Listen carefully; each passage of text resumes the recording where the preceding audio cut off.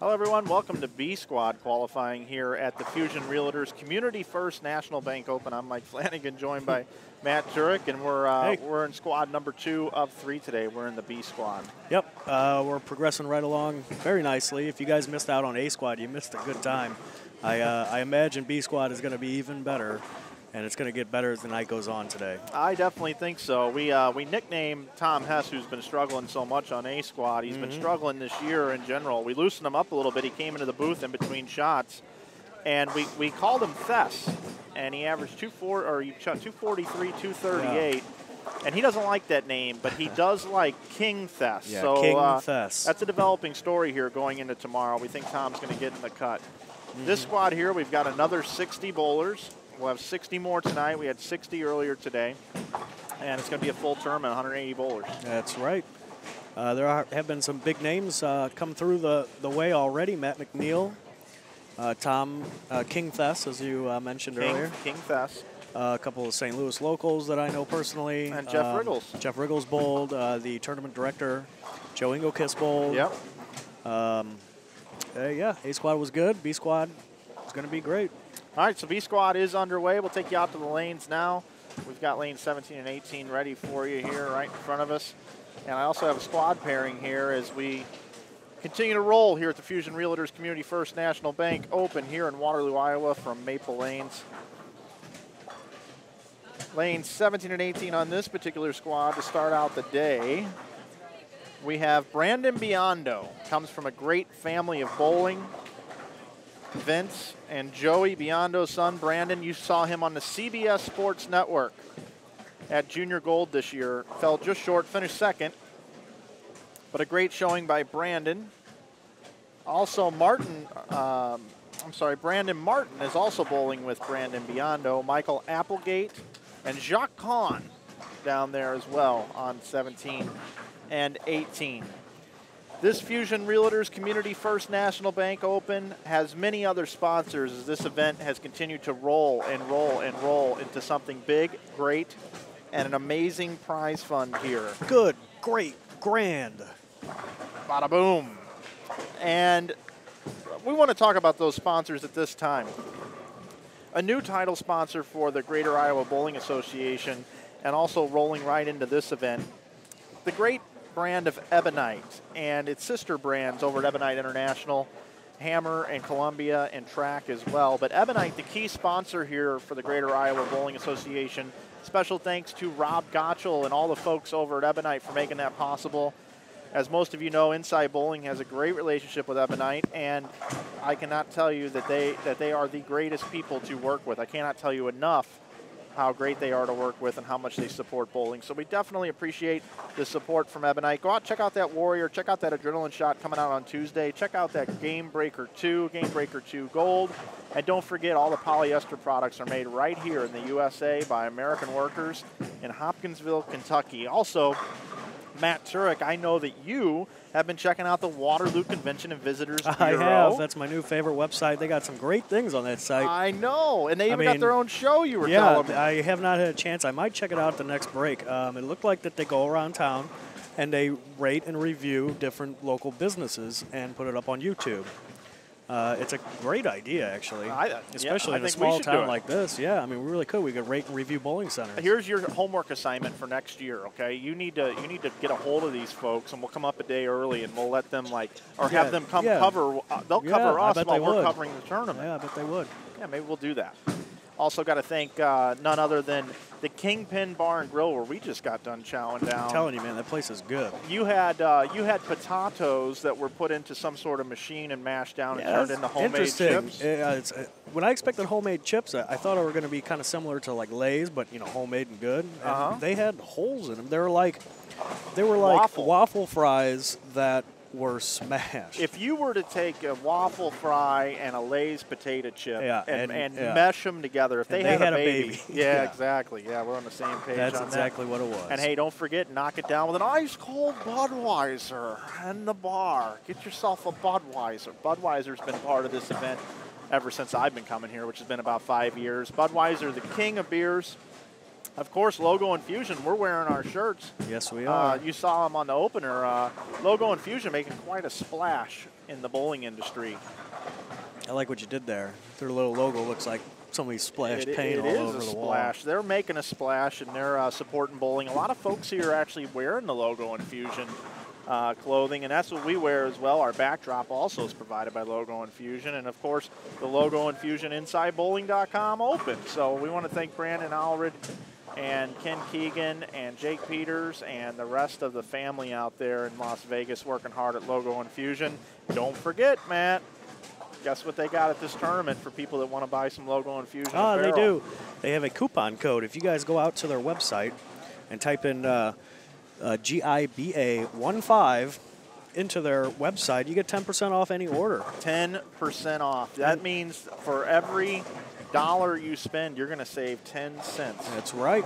And speaking of 10%, the Kingpin Bar and Grill is also donating 10% of their proceeds from this weekend into the prize fund of this tournament. Well, and you know what? You don't stop when you're on the break. You just go around and you find out more and more information, don't you? I try. So running down the sponsor list, there's so many to name. Also the folks here at Maple Lanes, can't forget them. It's such a great group there. And then also this year, signing on board with the Greater Iowa Bowling Association and part of this event, Members Mortgage Services. And I don't know about you, Matt, but I'm going to be looking for a home soon in St. Louis. And when I do, I might contact Members Mortgage Services. I hear they can take care of people very, very well. And they're also a sponsor of something special here in the tournament, I think. Yeah, they are. They're a sponsor of one of our segments here this weekend. Our biggest fan. And there he is. And there he is. Our biggest fan. That is our biggest fan. Keeping the guys and girls cool down on lanes 17 and 18, our featured pair. That's right. So Members Mortgage Services, thank you for being our biggest fan. So there you have it. Today's oil pattern. It's a 1.98 to 1 ratio, Matt, which means what? Lots of numbers. Lots of numbers, which means... And it's going to be very hard and flat. Hard and speed flat. sensitive. And you're really going to have to rely on shot making and control. That's right. As a matter of fact, after the first squad, just to give you a little bit of an idea of just how hard they are out there, at least I think I'm going to give you this underneath my event information tab. Oh, do they have that up yet? I tried to update it at the break, and it was giving me grief. So I don't know if there's an issue with...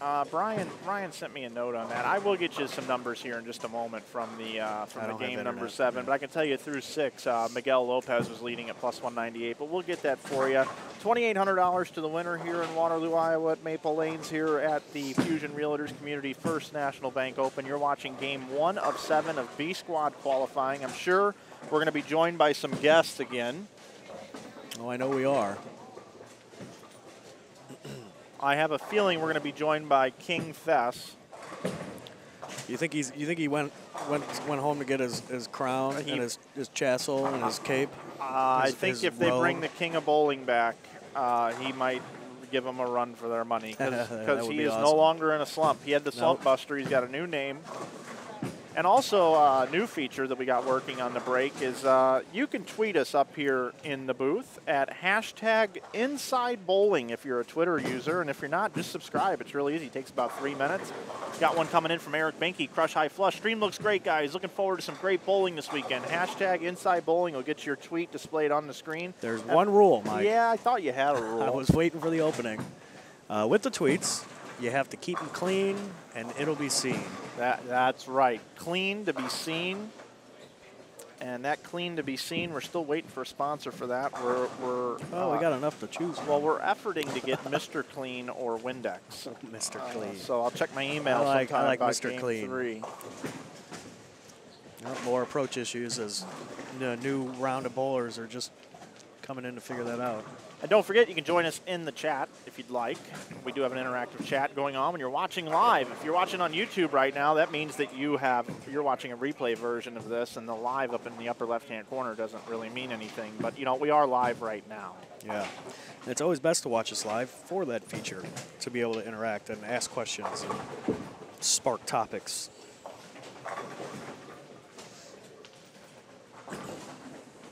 Lee is ready for round 2. Lee, it was a joy having you in the chat during the first round, and welcome back, brother. Welcome back. Happy to see you enjoying some bowling today. And I'm not going to stop until you get that John Deere tractor or whatever brand Speaking you of want to get. John Deere, the Visitors Bureau website displayed a great showcase on the John Deere Museum here in Waterloo, Iowa. Now, here in the chat, this is what's so funny. In the chat just a few minutes ago while we were doing the opening, this person says the kid in the hammer shirt on 18 is going to struggle, and that's Brandon Biondo. And I think it's funny. He goes, opening 4-bagger, 9 spare, I'm sure. And someone in the chat had said, he's going to struggle. Yeah, that's great. I'm sure it was probably very, very sarcastic. Got a tweet coming in from the Bowler Show. David, thank you for the kind words and the retweet. At Inside Bowling Live now. Fusion Realtors Community First National Bank Open. There you have it. Hashtag Kings. Oh, it is catching on today. It is catching on. King Thess. Now, here's the question. Will King Thess ever be said on ESPN when Tom Hess makes a show? Now, would that not tickle your fancy if you end up watching that and hearing it? I can guarantee you that it will be. It will be. King Thess. Hey, this is a great opportunity, too, to take a second right now to promote us a little bit, too. You can tweet us at hashtag Inside Bowling. Make sure you follow us on Twitter at Inside Bowling. And then also do us a favor. Check out Instagram. It's a really cool platform. We're able to post pictures and do things on there. Follow us at Inside Bowling on Instagram. And also make sure, if you haven't already, go give our Facebook page a like. It's Inside Bowling on Facebook. And our YouTube channel as well. You can subscribe to that over at YouTube/Inside Bowling. Got a fan of Matt McNeil who bowled A squad, did not bowl. He says he didn't bowl that great. He was sitting in 12th place, I believe, after 6. And he shot 2-0, 211. G. Weiss 300's tweeting in. Well, I have to click it twice. There we go. Yeah, GY says, at Inside Bowling, Minnesota's pulling for McNeil. Keep the streak going. Inside Bowling, best live stream, Fusion Realtors, CNBO. I love it. CNBO. CNBO. Community National Bank Open. That. I like that. CNBO. I'll tell you what, people are smart. People are really, really smart. Oh, it looks like Wriggles retweeting as well. Oh, let's give him some. Yeah, that's right. Make sure Jeff Wriggles, you follow him online at Jeff Wriggles. He retweets the Bowler Show. I think the King Thess is really, this is it. This is it right here. King Thess. And Lee Trossel agrees. He says, you know what, I think that is going to be on ESPN. Now, Lee, I'm not going to argue with you.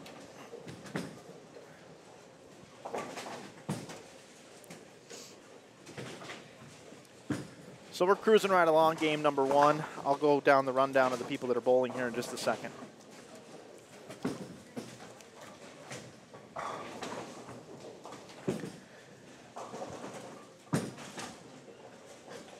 Mike goes to get the list of bowlers here. Let's take a look at the games going on here on 17 and 18. As Mikey said, the kid in the hammer shirt started out with the first 5 strikes and then goes 7-2. It's tough out there, guys. It's tough. Multi-pin spares are going to be a must. Getting to the pocket, leaving something easy to pick, a single pin, is what you're going to want to do if you're going to succeed today after watching A Squad. It's really not easy.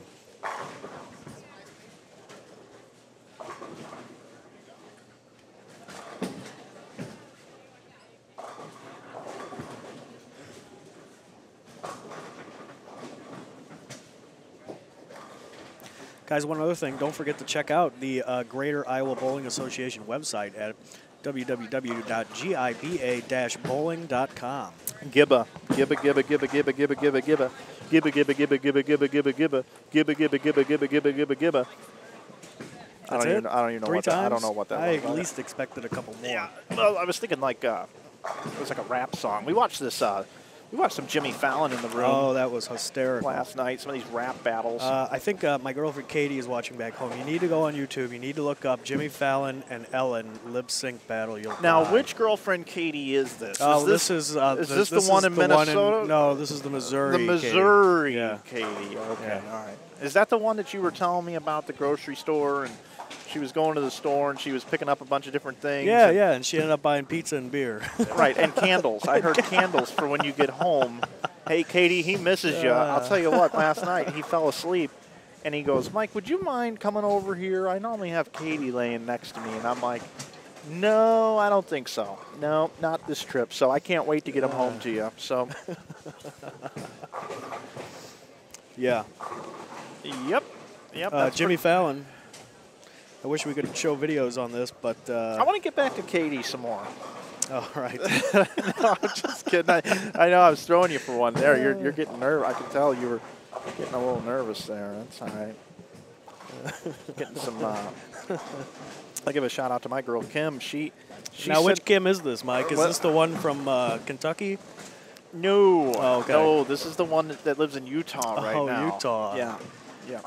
I hear three's a couple over there. Well, I think you're thinking about Tim.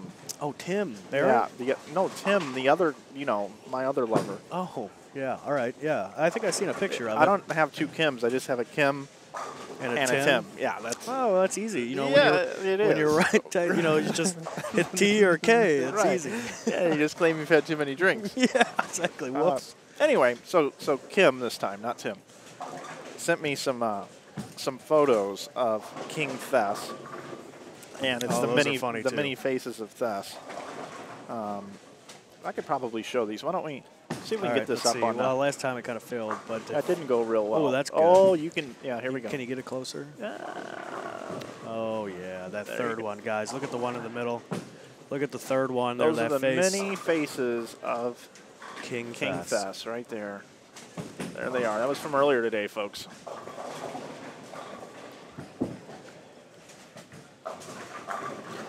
Take a look at the action here.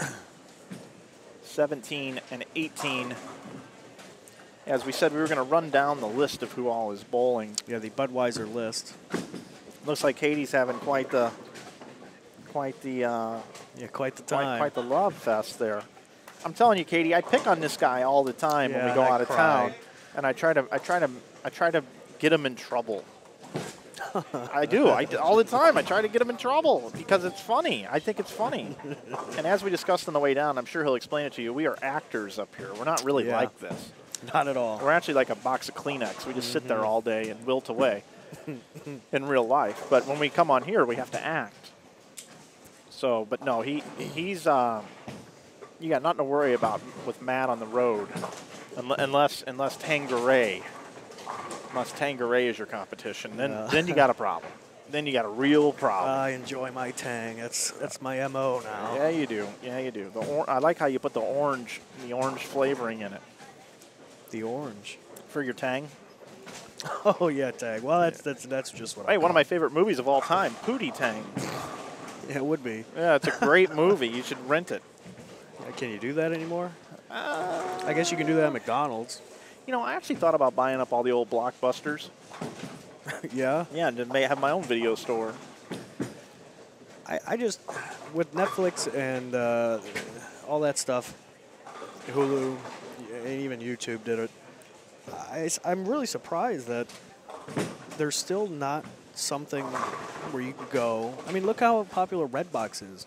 Oh, yeah. And it's essentially the same thing. They just eliminated the worker. You just go up to a box, a vending machine, and get it. Yeah. But it's the same concept. So it was hard for me to kind of believe that, they would go out of business so quickly. Well, I'm upset about it. And yeah, I'll tell you the thing that I'm upset about, too, is I just bought it. I was in the market for a new car not too long ago. So John Brocklin pointed something out as we were going off on a tangent, that someone picked the 810 split on lane 18. Well, yeah, that's because we weren't paying attention. Yeah, if we watched, it wouldn't have happened. So here, let's do the audio clip right now. Don't comment on the bowling, old school.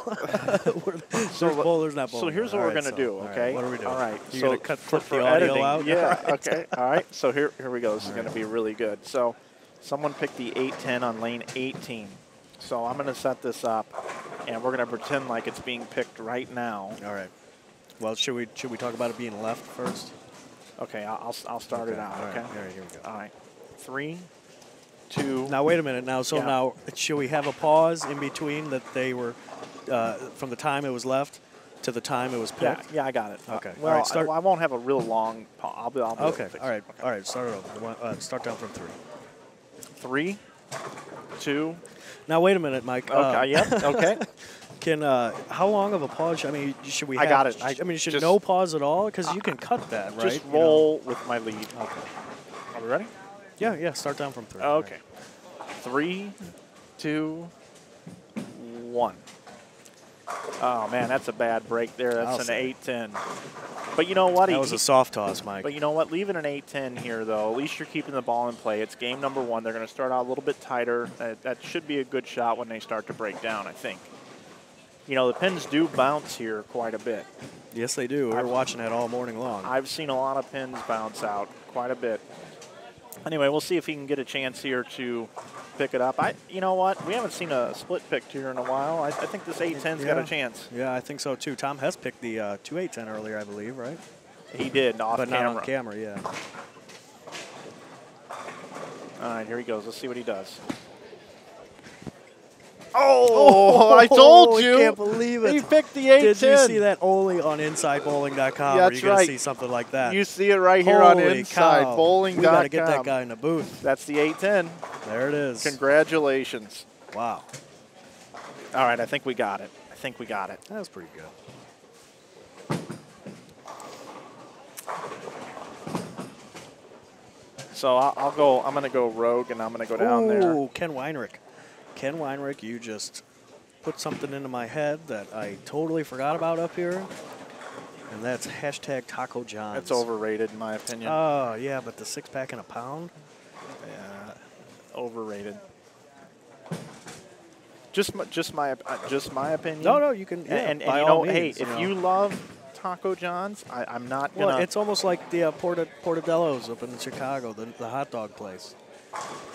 Okay. You know, I mean, it's like a staple, I guess. Well, it's a treat. It's one of those things where you don't get to go all the time. So look, you know. I don't have to like it. All right, Matt. You don't have to convince me. I mean, who else is there to convince if it, you know?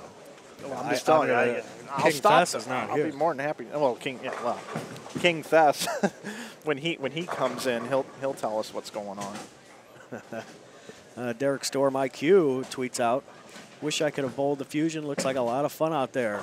Loved it last year. Hashtag Inside Bowling. Remember, guys, tweet us here in the booth. Keep it clean, and it'll be seen if I can ever click the button twice in a row. Thank you."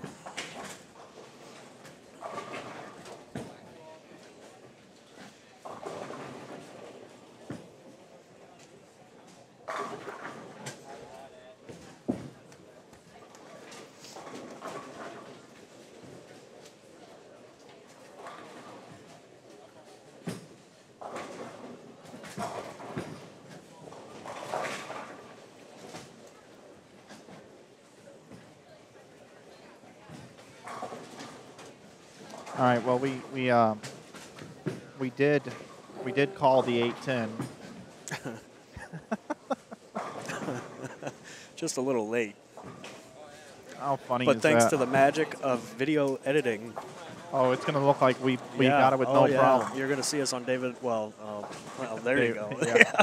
You're going to see us on Jimmy Fallon, which is the new David Letterman. Because Stephen Colbert. Has anybody seen both shows yet? I know Jimmy's been on for a little while. Stephen Colbert just started last week, and I watched the show where he interviewed Joe Biden. And I know he's not in the role yet, but after watching Jimmy Fallon after that, I don't think I'll ever watch Stephen Colbert again until he gets going. And I'm a huge fan of the Stephen Colbert show on Comedy Central.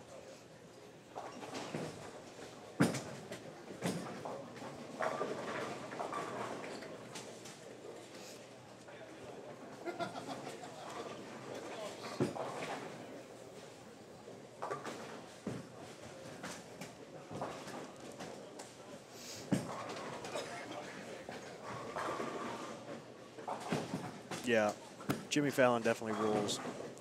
And the way he interacts with his guests, it's Mike said it last night. It's like a Saturday Night Live skit. It's like he's back on the show. And yeah, what was he on? He was on Fallon last night. Office Donald Trump, presidential candidate. I would assume so. Okay, so we're good. We're good on the 8-10. We're good on the 8-10. Our timing should have been really good on that.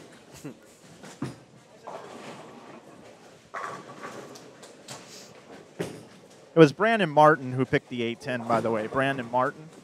Brandon Martin. Yep, Brandon Martin picked the 810. Told me he missed it at the bottom. Like, you know, when you leave a 2-8-10? Yeah, yeah.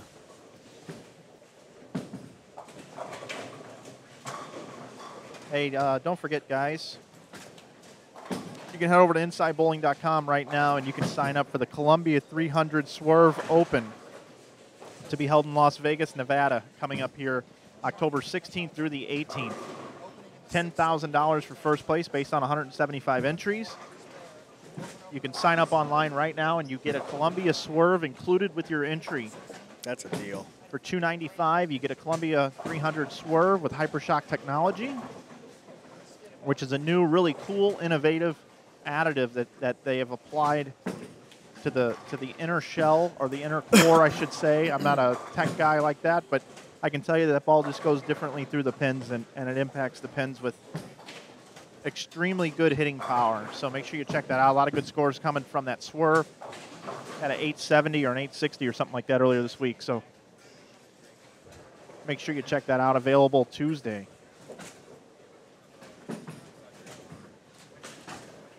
A few other notables here in the field. I'll run through all the bowlers quickly. The Budweiser rundown. The Budweiser rundown. It's a high fly ball. It could be, and it's caught by Yadier Molina. Would a high fly ball be ever caught by Yachty? Well, according to Harry Carey, I remember one game in particular, he thought it was going out.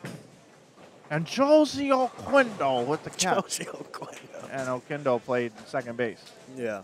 Okay. All right. Lanes 1 through 4.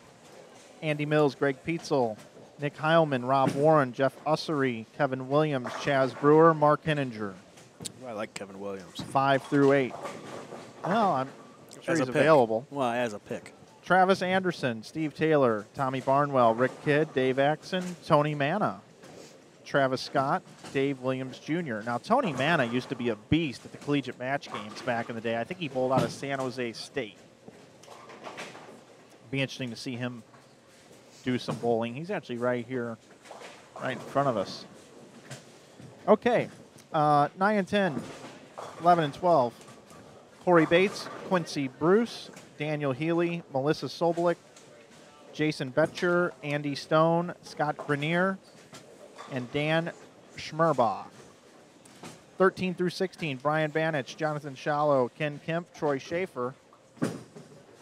Flip the page. Sean McCollum, Dan Roper, Lucas Paradu, and Paul Stewart. 17 and 18, we've been watching them bowl. They've already moved on.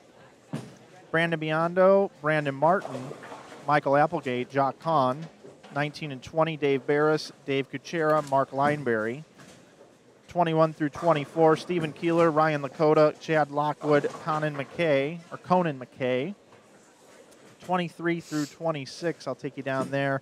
Rob Amers, Mark Bennett Jr., Brett Cooper, Eric George, Jamie Martin, Sean Rangel, Perry Crowell, Megan Jersa.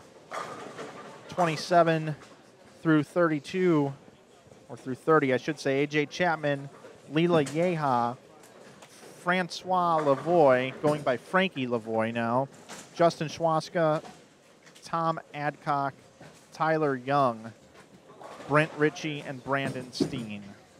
Round out your top, or your list, your Budweiser rundown for B Squad. Yeah, I know it should automatically flip over, Matt. Does that just mean it's getting full? Yeah. Okay. And Brandon Steen is responsible for the Community First National Bank portion of the sponsorship. So thank you, Brandon, for making that happen. He works there, and added money to the prize fund is always a good thing. You know what? I want to point one thing out here before they switch lanes. Make sure you scores are, yeah, that. I'm pointing it out. Here, hold on. I'm pointing it out. Nope, there we go. I'm pointing it. All right. Scores are much higher after game one. There's already a 279 on the board. I see a 200 on the board. Who bowled 234. I don't know. Where's it at? It's on the 7. Top bowler. 234, I see. They just seem overall higher. I'm going to find out who bowled 279.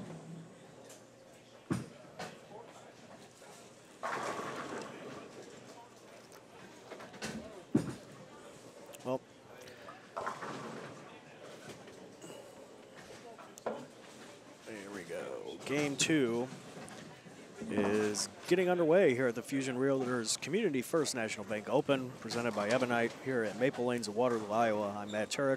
Mike Flanagan is roaming around trying to get information. This is game number 2 of 7 of our B squad qualifying block.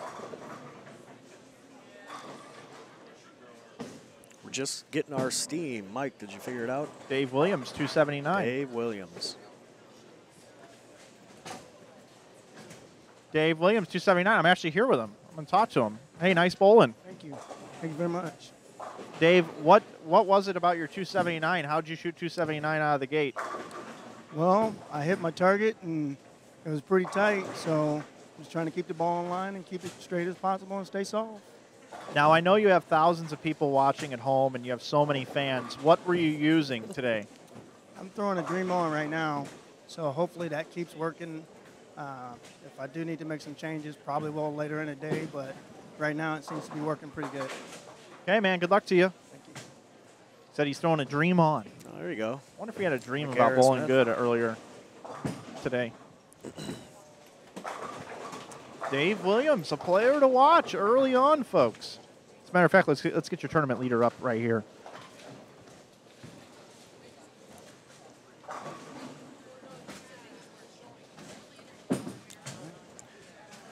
There he is, green shirt, throwing the Dream On. This is the first ball of the second game.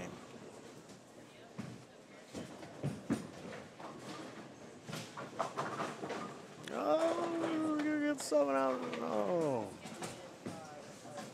right, we'll take it back down to our bonus coverage pair of 5 and 6. We're still waiting for a featured pair to start game number 2.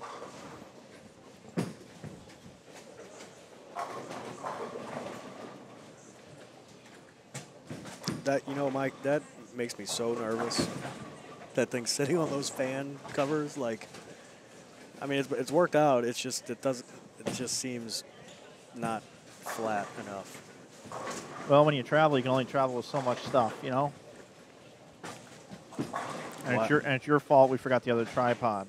Yeah, you're right. Yeah, it's my fault. It's your fault. Yeah. It's totally your fault. Hey, at least you 100%. remember the cameras this time. I remember the cameras. I remembered a lot of stuff for this trip. Although I'm really proud of you because you really planned for this trip. You brought money, unlike me. Oh yeah, You brought the necessities, Mike. Yeah, you brought everything. The necessities. I brought my own Tanqueray. I brought cans of Sprite, which, you know what? I was a little disappointed that there's no fridge in the room. Yeah, we're gonna have to talk to those guys. Yeah, that means I got to walk, and according to my Fitbit, I walk about 150 steps to refill my drink. It's just unacceptable.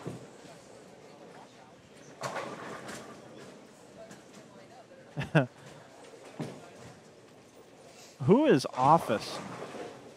I'm not sure. Okay, Rich. Okay, now I got it. It's Kimberly. Like, what is Office? So what it is she's on. the home office. I know what computer she's on. She's on the Toshiba laptop that we use to run the tournaments. Oh. So she's logged on. She was logged on as Office. Oh, maybe at the IB Open.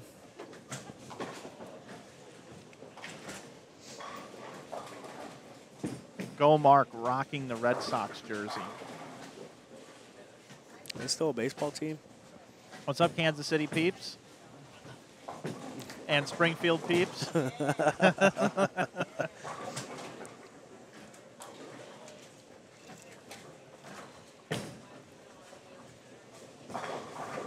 I'll tell you what, Jeff Ussery has lost some weight. Jeff Ussery said he would join us during C Squad to talk a little bit about bowlersmart.com and some of the stuff going on with his change in his careers. I also, remind me later, I want to talk to him about, he tried to be on the board at USBC and did not get voted in, but he was like the alternate, and I want to find out a little bit more about that.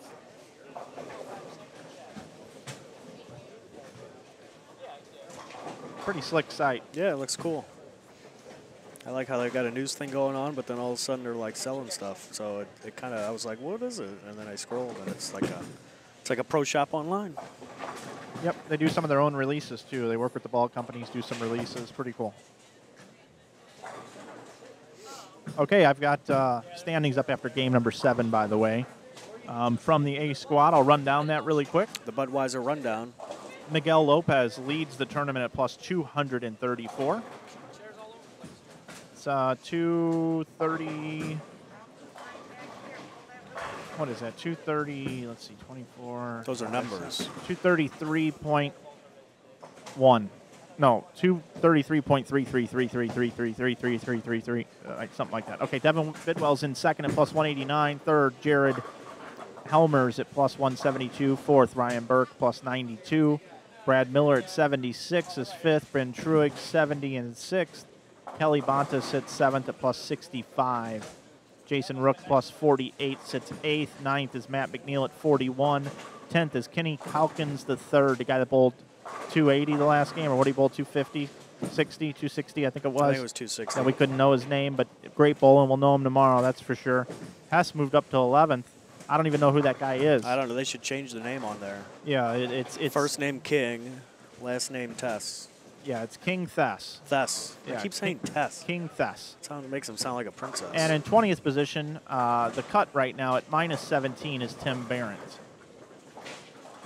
Timmy B. My opinion, 23 people are going to make it off of A squad. I think Kurt Kroll gets in at minus 33 personally, but that's just my call. Unofficial.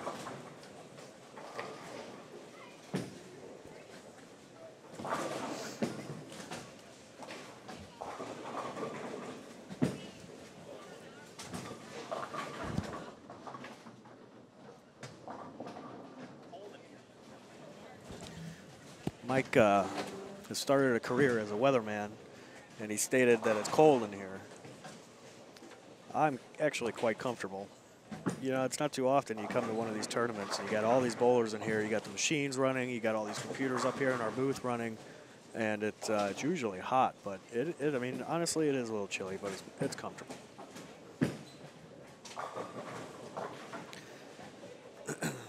I think for C Squad, we'll try to get Mike in front of a green screen, and he can talk about the temperatures ranging throughout the bowling alley, kind of like you see on your local news. I think that'd be good.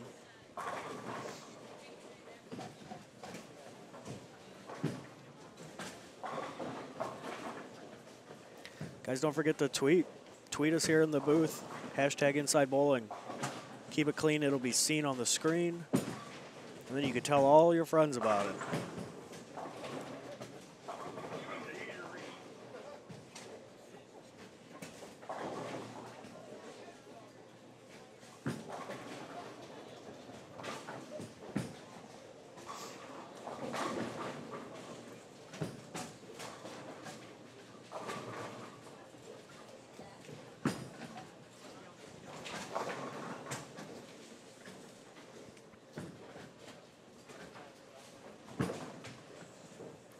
Spare conversion by those blue pants. Those blue pants are really matching his shirt.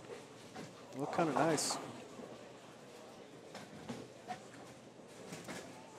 Normally you'll see white pants, you'll see white belts, you'll see pink belts, you'll see all kinds of stuff, but those blue pants are, I mean, they match perfectly to his jersey.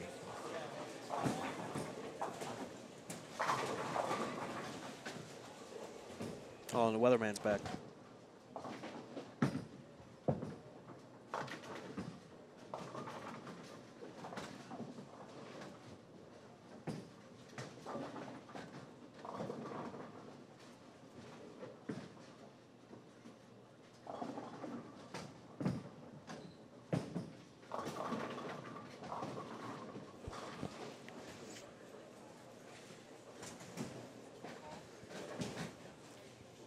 So you're watching, this is game number 2 of 7 here at the Fusion Realtors Community First National Bank Open Tournament presented by Ebonite.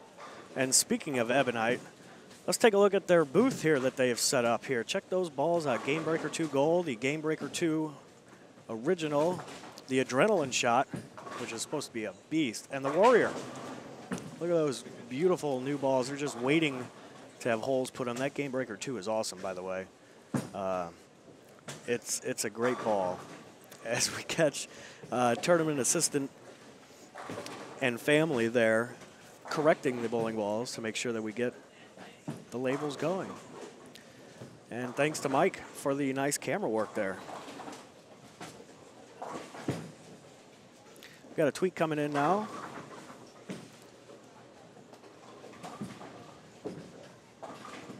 C Morano 9. Hashtag Inside Bowling. You asked for a tweet.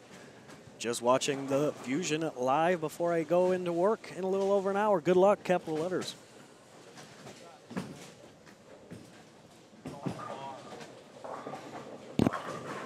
So Mike's up to something.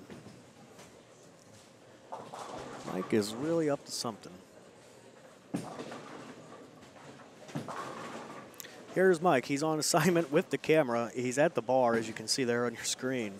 Let's see what he goes to next here. He's getting some of the people watching, and I think he's going to go into the actual bar. And we're losing feed there. We lost the feed, a little bit of interference, so we'll take it back out to the lanes.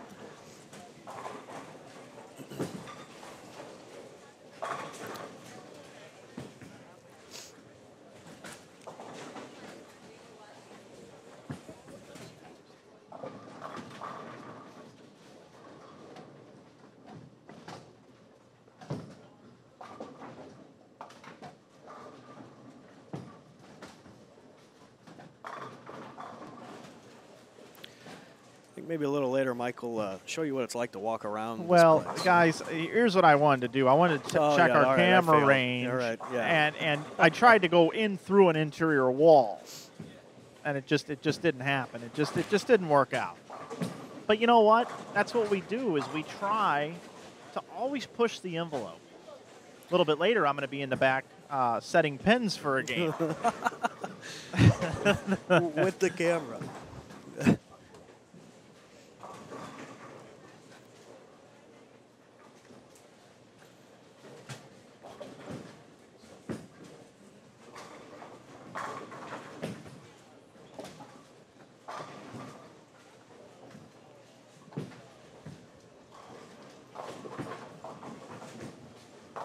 Going back to headset. Thanks for the update, Mike. It's a bold strategy. Let's see if it pays off for you. I'm staying put now for a little while. Oh, the light went off from blinking fast. I don't know what's going on here. Like it turned off? No, but remember it was blinking really fast. Oh, yeah. And it's on the same one still. I don't know what's going on here. We're just having a good old time here at the Fusion Realtors Community First National Bank Open. You're watching this game number 2 of 7. Mike Flanagan and Matt Turek here bringing you the coverage here from the booth. Full house of bowlers. If you want to take a look at right on down the concourse there, let's look at the back of our computer monitor over to the right. It's a really good shot that I've arranged here. We got the new scoring systems here, and you were talking about some pretty cool things that the scoring system can do, Matt. Yeah, I haven't actually been personally gone down to play with it yet, but I think if you were to take a camera down there and show, you would be able to see the what do you call it? It's like a graph. Like, I mean, look at it here on. It tells you how good you're bowling. Yeah, it follows you. So, like, say you strike, it fills all the way up for the first box. And then say you go 9 spare, it fills up like, I don't know, 3/4 of the way up, because that's pretty good. You almost struck and you spared. And then say you go up there and leave a 4 count. I think the thing just kind of throws up a bird dog finger that I can't really talk about.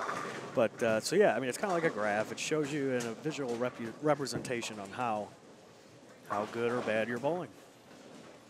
And here we go, Derek Storm IQ. That's not Derek Sapp, is it? I doubt it. All right, so Derek says pin sitter cam must happen. I think that would be kind of cool too, but I don't think the signal will hold up. Well, here I am in the back, everybody. We're gonna go interview the mechanic. Yeah, the guy everybody's mad at. Matt, tell me who's actually bowling here, because I'm gonna shoot it going through the lanes. Yeah, right. Yeah. You can see the ball coming up. Oh, there it goes. Oh, something hit me in the eye.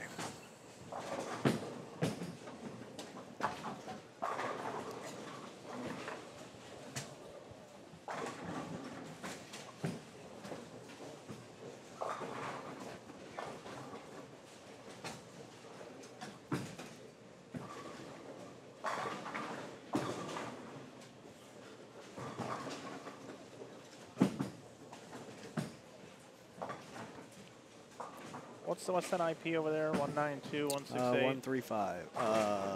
182. 192.168.0.134. And that's for the Mac. The Mac Mini. Okay. Mike, do you know what IP stands for? Internet Protocol. Wow. That's right. I know what's going on. That was impressive. Yeah, I'm pretty smart, Matt. Do you know what HTTP stands for? No, that one I don't know. Hypertext Transfer Protocol. Oh, very, very nice. I like that. What city do you live in? St. Louis, is it? Me? Yeah. Okay. What country are we in right now? I know. Just hold on to your britches there. Hold on to your britches. So once again, as I look around here, the scores in front of me, I'm seeing some high scores. They're not, sublime scores, but they're higher than A-Squad. I don't practice Santeria. Oh boy. I ain't got no crystal ball. I had $1 million that I'd spend it all. Is that what you're talking about? Yeah, it is now. I thought so. Couldn't remember.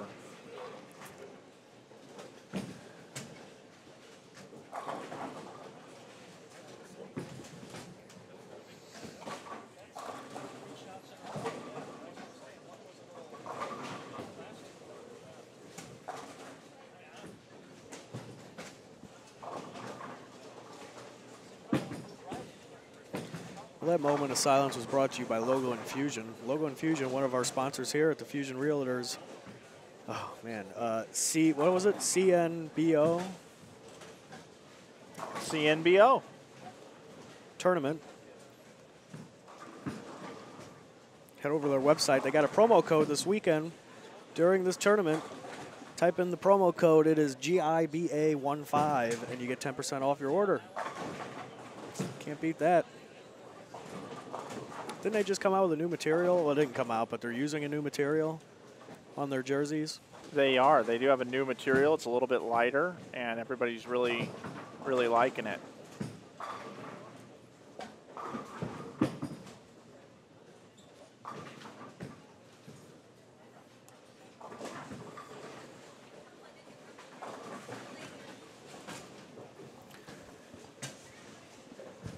And now we're joined by a special guest.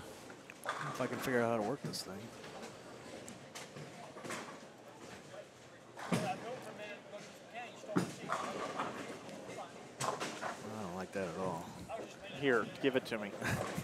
It works. It's level. It's not falling. Here's how you do it right here. Well, just do you one can of these. see it right there. Just look at this. You don't like that, and then it's good. It's in the same spot. Just shut up. Hold on. Just watch your britches. There, right, you can get on there too that way. This way. Oh, all right. I got something cool to show everybody. Too, Yeah, well, you gotta. I see what you're doing over there. Oh yeah. I see what you're doing. Well, I'm testing the scoreboard. Yeah, you give for me like a tomorrow. 4 or 5 game. All right, so joining me now in the booth here. Yeah, joining Matt in the booth right now is Go Matt. ahead, Mike. No, Go ahead, Mike. I'm not here. No, I'm not. Well, here. how are you? I hear him. Mike hasn't done any work this weekend. I So know. therefore he gets He's over here. absolutely zero credit. He's playing Farm Frenzy on Facebook right now. Yeah. Matt McNeil. How you doing, Matt? I'm doing better now that I've had a lunch. There you go. go. Lunch and a beer. So There you go. Hopefully a Budweiser, but I think you're a Miller Lite fan, aren't you? No. I did have a Budweiser at lunch. You are a supporting sponsor Sama.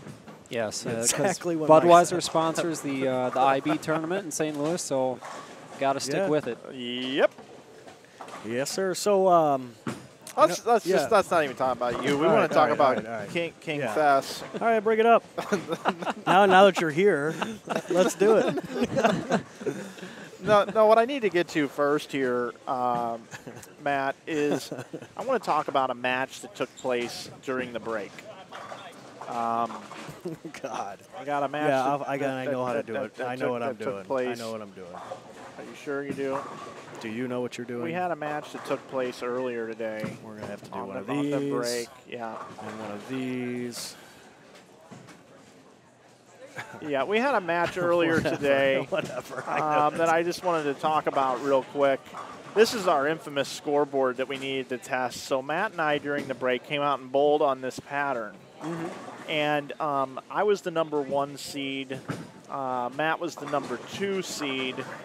And I didn't have any issues on the lanes today. I was 12 for 12. I don't even think he was touching the ground. I bowled, think he floated to the pit. I bowled 300. But Matt here, I want to talk about these leaves. Yeah, that first frame was rough. Let me I tell like you. the second frame too. That's a nice leave. Yeah. I mean, leaving that back row.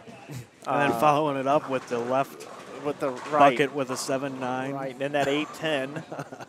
And then the 2-4-9-8. No, the 2-3-8-9. Yeah, that's the 2-3-8-9, and then the 1-7-10, and the 2-4-7-9-10, and then the 1-3-6-8-10, and then you followed it back with the 1-2-4-7-8-10, then that 5-7-10, then the 5-8-10. That totaled 59. So currently, right now, I'm in the clubhouse leading by 241 pins over Matt Turek from a match that happened earlier today. I think that's just a lot of bad luck on Turek's part, too. You look at those leaves. I mean, that's just a lot of bad luck, too. Is. I mean, I had about a half a rev, so it just didn't, I couldn't get those pins to get around. My advice would be to stay away from the casino and the scratch tickets. That's great. Yeah, what about pull tabs are okay? I don't know. I think you'd still be chancing it there. If you're going to throw any money away, I don't know, maybe. Well, I did get some free samples from the Community First National Bank this morning. They were handing out free samples of their product. Look, there's some free samples now. I got 460. See, this is the morning profit from the squad right here. This is what I profited from the squad. That's 12 dull hairs right there. And my lunch was 20, so I'm actually down 8 on the day. $8. Yep, with tip. Oh, man. So now we'll get more official here again. Matt McNeil joins Matt Turek and myself here in the booth here at the 2015 Fusion Realtors Community First National Bank Open, second game of 7 in the B Squad qualifying. And Matt, coming into this event, you are one of the most hottest bowlers on the planet on all walks of that terminology, not only looks wise, but we want to focus on the bowling at this point in time. But you have been bowling so good this year. You've had such a good year. I want to take you back. You won the 2014 IB Open.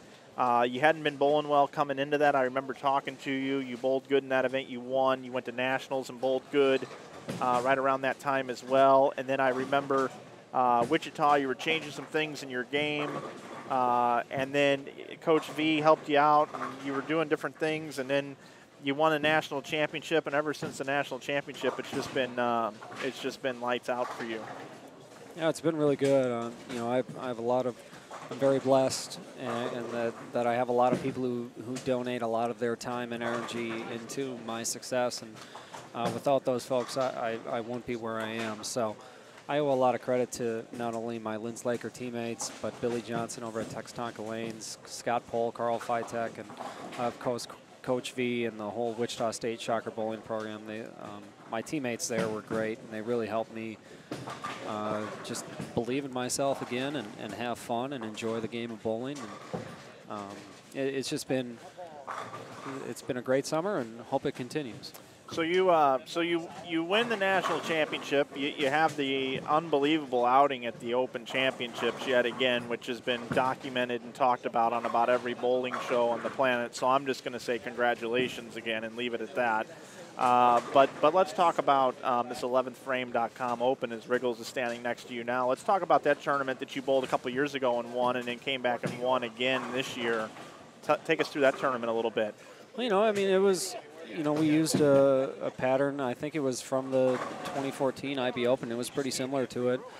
And I've always done very well at Cherry Lanes. The lane surface and the topography there fits my game very, very well. That's a nice center.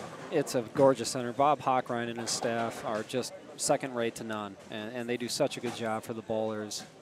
So, you know, going in, I felt comfortable in the building already, and you know, the left side had a very good look that week, which is, you know, you just, as a left-hander, you hope 1 out of 20 tournaments you're going to have that look, and I happened to have it there that week, and I was able to take advantage of it.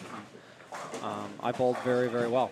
I just bowled very well, and I had some good things happen to me. And Kyle Sherman, I snuck by my match with Kyle Sherman.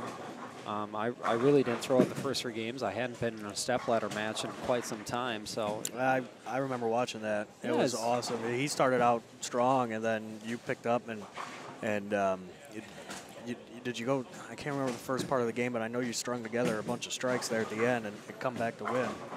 Was it 240 to 240, was it? 240, 230? I think it was 240 to 220. Okay. Kyle had a high 220, and you know, it was one of those things. He gave me a reprieve because he started with the front 4, so he was already on 220 pace, and I went, you know, spare, open, spare. So it was just, I wasn't used to that.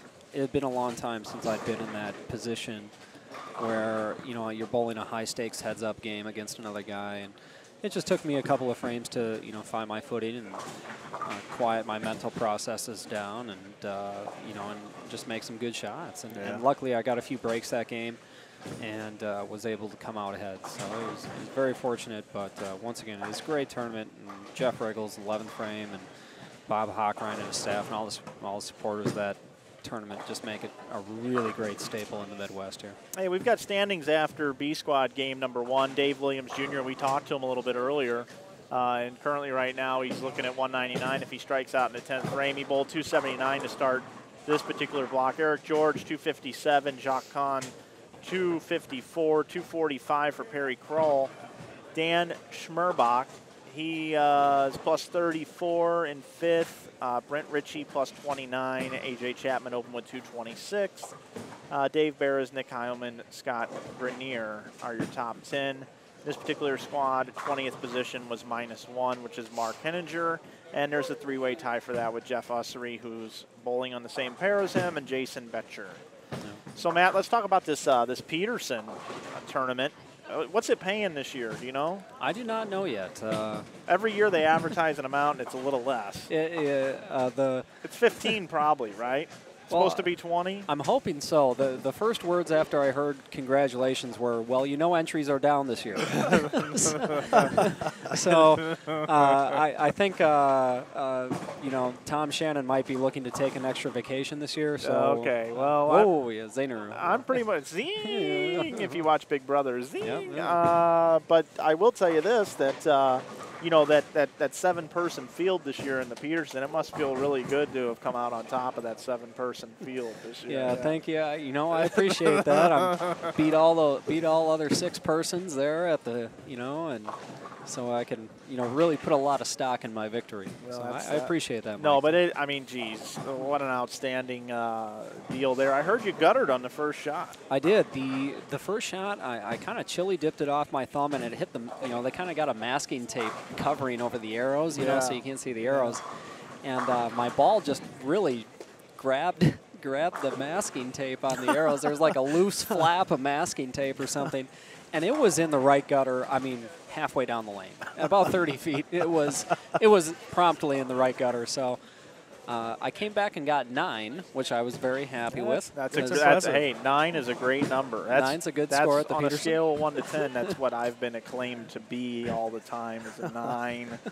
Kind of live by that. Yeah, what he didn't tell you is that 1 is the highest and 10 is the lowest. I usually play Keno, and I'm so conservative because I don't like to gamble. I only play a 1 spot. And I just pick 9. Yep. With the bullseye, too, I'm sure, and a multiplier on 1 number. I just play the old 1-number Keno, otherwise known as red or black, or flip a coin. Yeah, 9. So, yeah, you got 9 on the first frame. We're through the first frame of the 8-game Peterson block here, joined by Matt McNeil. We are through one frame right Yep, now. But anyway, you went on to bowl 6 of the 8 games or 7 of the 8 games over 200. 7. Whoa! The pair that got me. I'll get you a Keno ticket on a 1 spot with 7. 7. Yep. Yeah.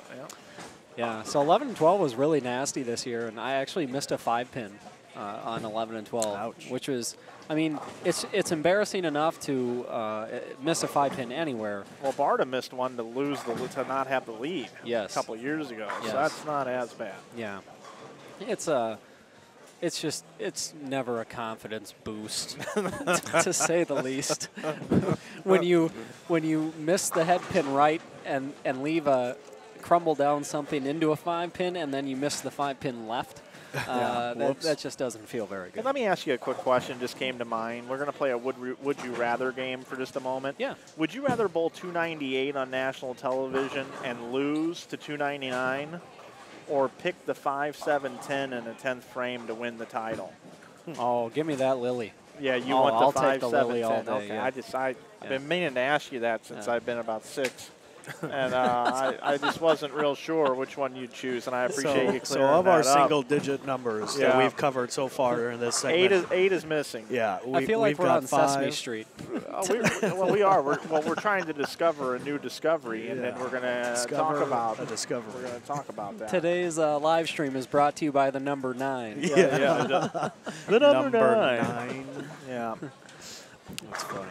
Anyway, so yeah, Matt, you just been bowling really good, and you know, you gotta be feeling good. You got this job now too, so I bet that's really relaxed the arm swing. You know, I'm not going to lie. It's nice to not have to bowl to pay your rent. See, I'm not going to lie about that. Kids, you may get a tip about where you need to stand. You may get a tip about what you need to do to be mechanically sound or have great timing or repeat shots. But Matt McNeil's going to teach you a life lesson right now. If you don't have to throw it for the wheat to pay the bills, it's a lot easier. Yeah, I think Matt just profited some more money here. Let's take a look at it. Yeah, from a good-looking girl too. $12. Gave me $5. This is a That's $5 what you're worth bet. to her. I met. She gave you all ones too. Yeah. Does that mean she expects them in return later? Well, She might. I might have to. He's staying in room get 212 creative at with the that. aisle, you know. No, I think Matt's too cheap. He's probably staying with friends nearby. Yeah. Well, that's what the St. Louis boys are doing.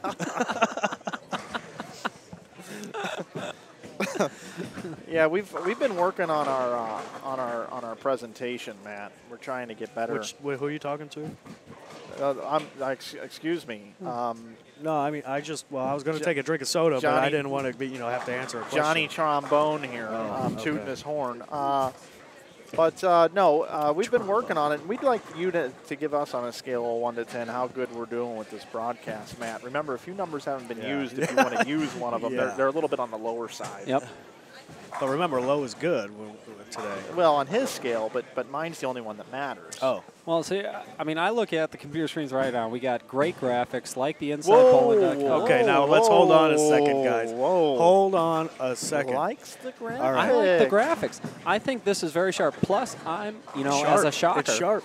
As a shocker, Well, that's I'm your color, very yeah. partial to Oh, black yeah. and gold. Oh, yeah. So, and then, you got the scoreboards up. Okay. You got your B squad qualifying, what game it is, the tournament. You got the InsideBowling.com logo. I think this is a very sharp setup. The only thing I think it's missing, though, Rain cloud? Do we have a cloud? well, not this year or week, but I think the only thing it's missing right now is I think if he were to take the letters, right, Yeah. and move them over to the left, and then put up like a little Waterloo, Iowa thing here, that way everybody knows at home where this tournament is taking place. Yeah, that would probably be a lot better. That's an inside joke between me. Yeah, I had it that way Yeah, last I told night. him to Turek take it said off. it's too much. Oh, okay. I got you. Yeah.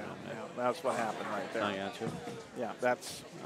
But anyway, we're pretty pleased with it. I mean, we're 9 games in, and the graphics are still working. Yeah, no, that's good. Well, they just sit on the screen. Well, as I explained earlier today to Matt, and now I'll explain it to Matt number 2. You don't mind being number 2 to Turek, do you? Hey, Okay. no, you know what? This is I will- your guys' I will booth. relinquish. I'm just a guest. I will so- relinquish number 1 to Matt McNeil. He's got more M's in his name than I do. So, but we do have a pixel factory where people work very hard creating these pixels. Yeah. And then they put them in a certain order that allows you to get these graphics on the screen. So we do like to thank everyone working underground in the pixel factory back home. In the underworld. Well, that's very nice of you. I mean, I hope those laborers are compensated adequately for their work. Yeah, They are. They give them some Nikes. And all human rights, work conditions are met. The underworld has got a very lax policy. So there's there's a low standard on human conditions. It's hot. It's real hot down there. That's a loose term. They're waiting for the big boom. That's what they're waiting for, is the big boom. The big boom. The sonic boom. All right, guys. Well, we're going to throw it over to our bonus coverage. Down there on our bonus coverage lane of 5 and 6, they started game number 3 of 7 as we wait for our featured pair to swap out. By the way, Matt, I will pay you that $4. I know everybody keeps giving you a few bucks because you take payments on nice things to say, and I'll give you the $4 for the graphic comment. All right, thank you very much. A little while, okay? I gotta send. You know, that reminds me. I gotta send my invoice to Coach V, and I got a bunch of invoices actually to send out. Oh, okay, so, good. For all the nice things I just said. Yeah, well, there you go. And the reason why we went with this graphics package here this time is I kind of feel like when we do our broadcast, we have things that just float over the top of the line. Yep. And it just kind of just is there. Like, you know, what are we doing here? So I decided to do something a little different. And you know what I do like about the graphic? There's two things. Matt does now. Matt number 1 likes something. Yeah, we know. It's ambient, Mike. Yeah, thanks. Yeah, because the reason why we put it down there is for 2 reasons, Chaz. One is if we're up here talking and troubleshooting a problem, we turn down our mic so they don't hear us, so we have to move it away. Number 2, the reason why we put it down there is it's closer to the pins and it sounds better. And the third reason is if you guys have any sort of developing situation or you're pissed off at each other or something like that happens, we can pick that up and turn it up and hear what you guys are talking about. Okay. Yeah. No, thanks. It's so funny that happens every tournament. Tournament. It almost happens every day of every tournament. Sometimes at least he asks. Sometimes they grab it and just bring it to you. Yeah, they think that, like, you know, a mic just walked down there. Yeah. You know, like, hey, did you guys leave a mic underneath the chair in the bowling center? Did you know your car is parked outside in a spot? Hey, is your refrigerator running? Did you know? That you guys should definitely. You haven't lived a bowler's life until you've worked the Open Championships tournament to hear the barrage of amazingly intelligent questions that you get asked. I think Mike Jazz now should have his own talk show. You know, he could just sit around and tell you some of the things that he's heard. But actually, this is a true story, and it's funny, and I'm not going to name names or anything. Yeah, let's hear it. I had a guy with interchangeable sole shoes, and I'm not going to name brands or anything, but he had interchangeable sole shoes, and one of the soles had, you know, gone bad, and this type of shoe was not featured at the 900 Global booth. And he came up and he said, hey, you there, which is a good start if you want a favor. Yeah. Oh, hey. It is. Hey, you there. Hey, you. Oh, God.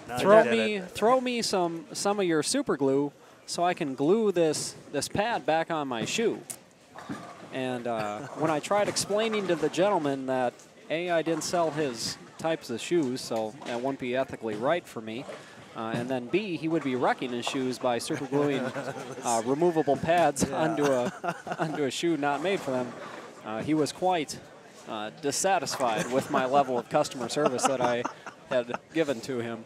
But you can't make everybody happy. No, you can't. No. You can't always get what you want. No, you gotta do the wah-on. That story originated in Minnesota, by the way. Did it really? Yeah. Minnesota. And this is why I can tell you this. Johnny's. Was it in a van down by the river? It was not. It was in a drugstore. Okay. It was in a drugstore. Where'd you learn that, Chief? Drug school? Johnny's wife Johnny used to be the guy I bowl with on the Linz Lakers. His wife was working the soda fountain at a drugstore, and Keith Richards and his band was touring. They came in, and Keith Richards asked for a such and such flavor, and the guy behind the counter said, "You can't get you want." Or you can't get what you want. You can't always get what you want. And then Keith added, "But you get what you need." Oh, there you go. I like that. And that's how that song was written. We do need to take care of a couple of housekeeping things here. First of all, lanes 5 and 6 is a very talented pair of bowlers, as we just gave Tom Adcock the absolute worst black cloud you could get, the 710. But we are going to try to cover this as so we don't miss it. Because earlier there was an 810 picked, and we took care of that. We covered that with no problem. But we have a chance now to see the 710 and the 810 picked in the same squad right here. So we're going to see what happens. But up right now is Brandon Steen. He's a Columbia 300 staffer. Really nice guy. I've gotten to know him over the last couple of months. He's up on lane number 5. Very talented bowler, as I told you. And look, there's a strike right there. And then Brent Ritchie and Tyler Young also on this pair with these two guys. But here's Adcock, a chance for the 710. And we talked to Adcock in the first squad. He's done a little bit of everything. He's been a crafty veteran over the years and has just been what you call a real grinder. So maybe he can pick this up. You got to get a pin first, Tom. That's true. Got to hit 1 to make it. The other thing that we need to do is there's some people in the chat that are asking about how to find the scores. And there's a blue button called the Event Information button. And if you click on that, there's a drop-down menu, and you click on the manual refresh, and you'll see that scores are there from squad number 1, in which we're joined by Matt McNeil, who bowled in that squad. I did. If you want to call it bowling. And he's in 9th place at plus 41 right now. And then also you'll see after game number 1 here that Dave Williams Jr. opened up with a 279 game, a 279, and you can see all that there. Also want to make sure we catch up on what's going on here in the chat as well, that everybody knows that Kansas sucks. It says here. It's important. It's an important thing to talk about. Is that just like the whole state, or? Yeah, it's because Ussery's bowling and he's a Jayhawk. Oh, okay. That's what that was all about. Perfect. And that's what that's all about. So Matt, what is your schedule like coming up now? You're bowling this event. What's coming up in the next couple of months for you between now and the end of the year? We got I got a few local tournaments coming up back home in Minneapolis, and then I got there's actually a regional next weekend, Cherry Lanes, PBA regional that I'll be bowling. Oh, you don't want to go bowl at Cherry Lanes? No, my ball roll hasn't been very good there. Now, this would be your first regional title if you were to win the tournament, right? It'd be my first actual as a member. A member. Yeah, I've won 2 titles as a non-member, but those mean nothing. Right. The check's still cleared. Oh, thankfully. sure. I would hope so. Yep. And so yeah, so I got that, and then I got a couple local tournaments, and we got the PBA Extra Frame event in Council Bluffs, October 9th. And after that, I head to Vegas. I'm going to try to change. Now, see, I booked my flight about 4 months ago to Vegas. Which is unusual for a bowler. Yes. But you got your stuff together. I have a job and no debt, so that's a good thing. Let's get a quick picture here. But first. Take a couple. Oh. We'll just keep snapping. Yeah, all right. There you go. It's free. It's digital. There is no waste. Yeah, that's right. It's not a Polaroid, even though we really, really want one. You know what? I was sorry to interrupt you real quick. No. Just interrupt us. Yeah. All right. So. Like my 3, 2, 1 countdown earlier. What was I going to say? I don't know what the hell you were Go ahead, Matt. Matt. You were talking about Polaroids. You really wanted to buy one. Oh no, the selfie stick. Yeah. Yeah. I got this. Dude, you should see this thing. I mean, it's like the Rolls Royce of selfie sticks. I was given to Katie. It's a Rolls Royce. Oh, now it's like diamond encrusted. It's motorized. Like you hold it there, you got a little motor, and it kind of extends out. You put your camera on there, man. You know, it's all Bluetooth. You hit the button, it takes the picture. It's classy, man. I was gonna bring it, I forgot it. That's something I forgot. I just wanted to throw that out there. Well, I'm glad you did. I'm telling you what, I don't know if I'd have made it through the day without knowing about I'm that. going to sleep better Another tonight. 710 on lane 6. That's a tough 710 lane, and we're going to be seeing that later tomorrow as we come down the stretch. Yeah. Yes. So, Matt, back to where you were. Yeah, back to Yeah. the important stuff. So the extra frame event, Council Yeah. Bluffs. Oh, yeah, that one. Oh, and then I booked, okay, so I booked my flight 4 months early for Vegas, Of course right? you did, yep. And I remember we were talking on the phone one day, Mike, because, you know, we're good friends and we stay in touch. We certainly do, yeah. Yes. And, Yep. you know, Mike was saying, well, I might have this event in Vegas right before the Fall Classic. And I'm like, well, that's great, Mike, because I already have a flight booked and I get in Saturday at 4:30, which would make me very ineligible to bowl that tournament. So I actually just started checking on how much Delta would charge me to change flights, and I think I'm going to have to lean on the great powers of one Harvey Johnson. Harvey, if you're listening, I could use some help. To see if we can get the flight changed, and I don't have to pay a cajillion dollars to Delta Airlines. You have a pretty good record in our events. Yeah, not bad. I've done pretty well. I'll So we're going to see if I can get my flight changed to bowl your event and then bowl the Fall Classic. And then I got some more tournaments back home, and then I'm going to bowl the World Series. So Let me ask you this: how many entries do you think that little tournament we're putting together will get? I think it's going to get a lot because you're going to get. Hopefully, you get a lot of the guys coming for the Fall Classic, so you get I think I'm going to get 45 of those.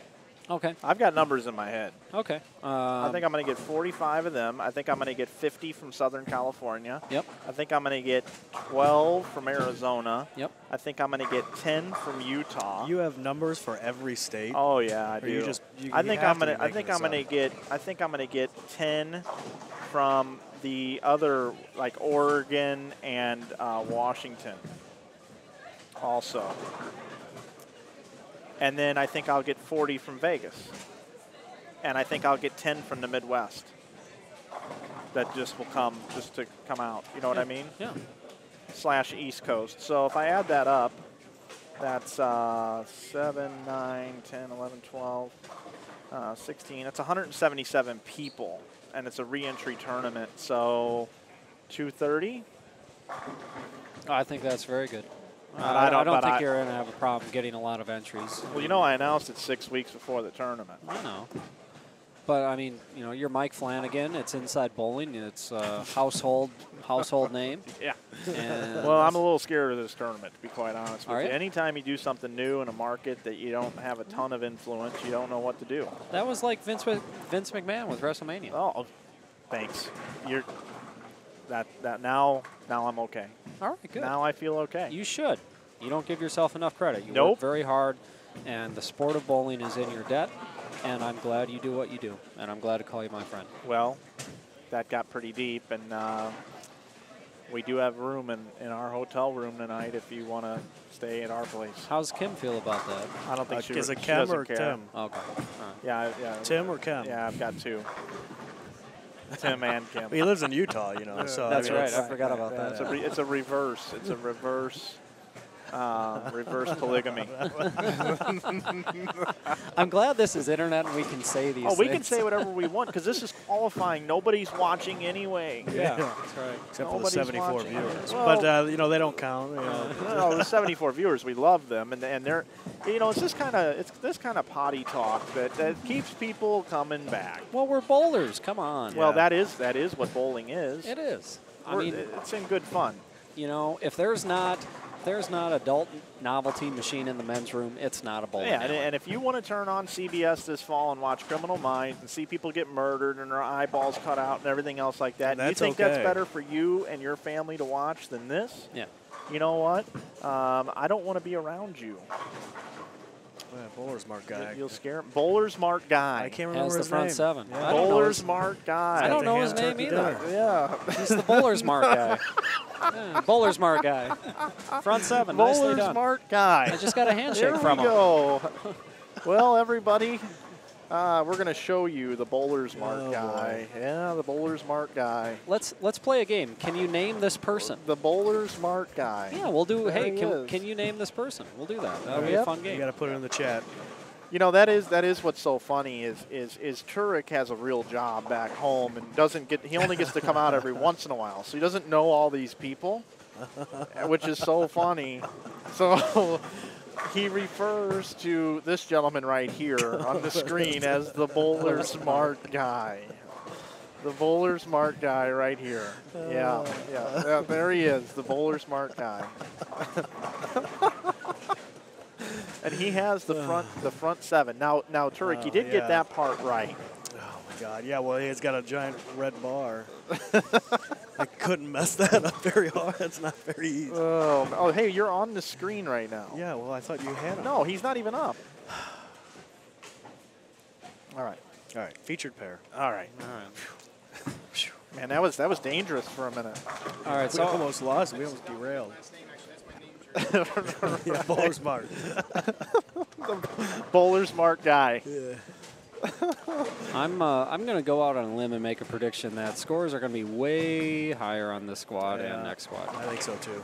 Because the like 5 people that did really well on my squad, I think a lot of the younger guys came into town and saw how they did, and they're like, yeah, we're going to start playing the lanes like that. Well, the last squad got off to a really slow start. They really did. Well, they tried to play them too straight, and you needed to just kind of slow hook it, and Miguel did that very well, and that's why he led the squad by a gazillion. So I would have probably led the squad.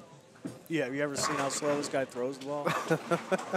Holy cow! He could release it. I go to White I mean, I'm that good. Get a crave case, eat it, and then come back and then hit the pins.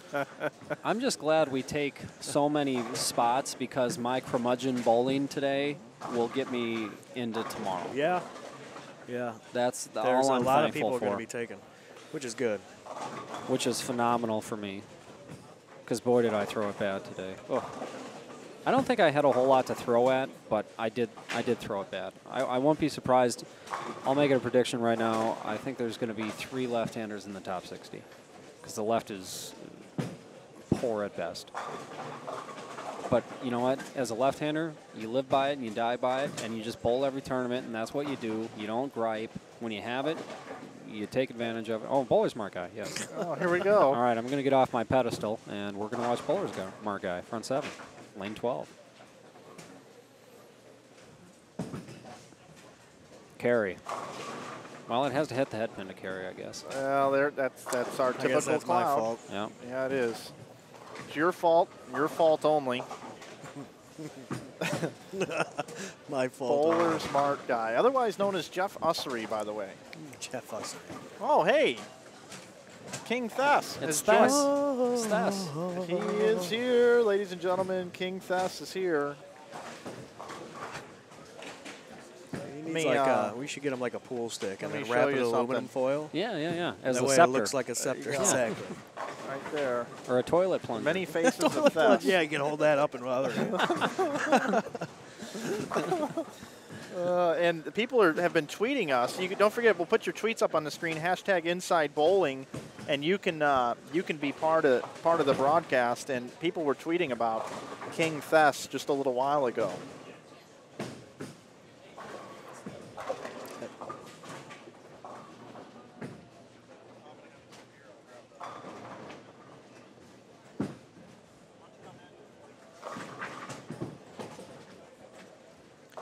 I like the toilet plunger idea. I do too. I bet we could get one. Tom's a big guy, and I think you need to have good plumbing if you're going to have Tom around. Yeah. I always think of Uncle Buck when I hear that. How's your plumbing here? Is it good? Yeah, I think so. I just been eating a lot of cheese lately. I feel like a big mouse. Yeah, they had a chili festival down the road.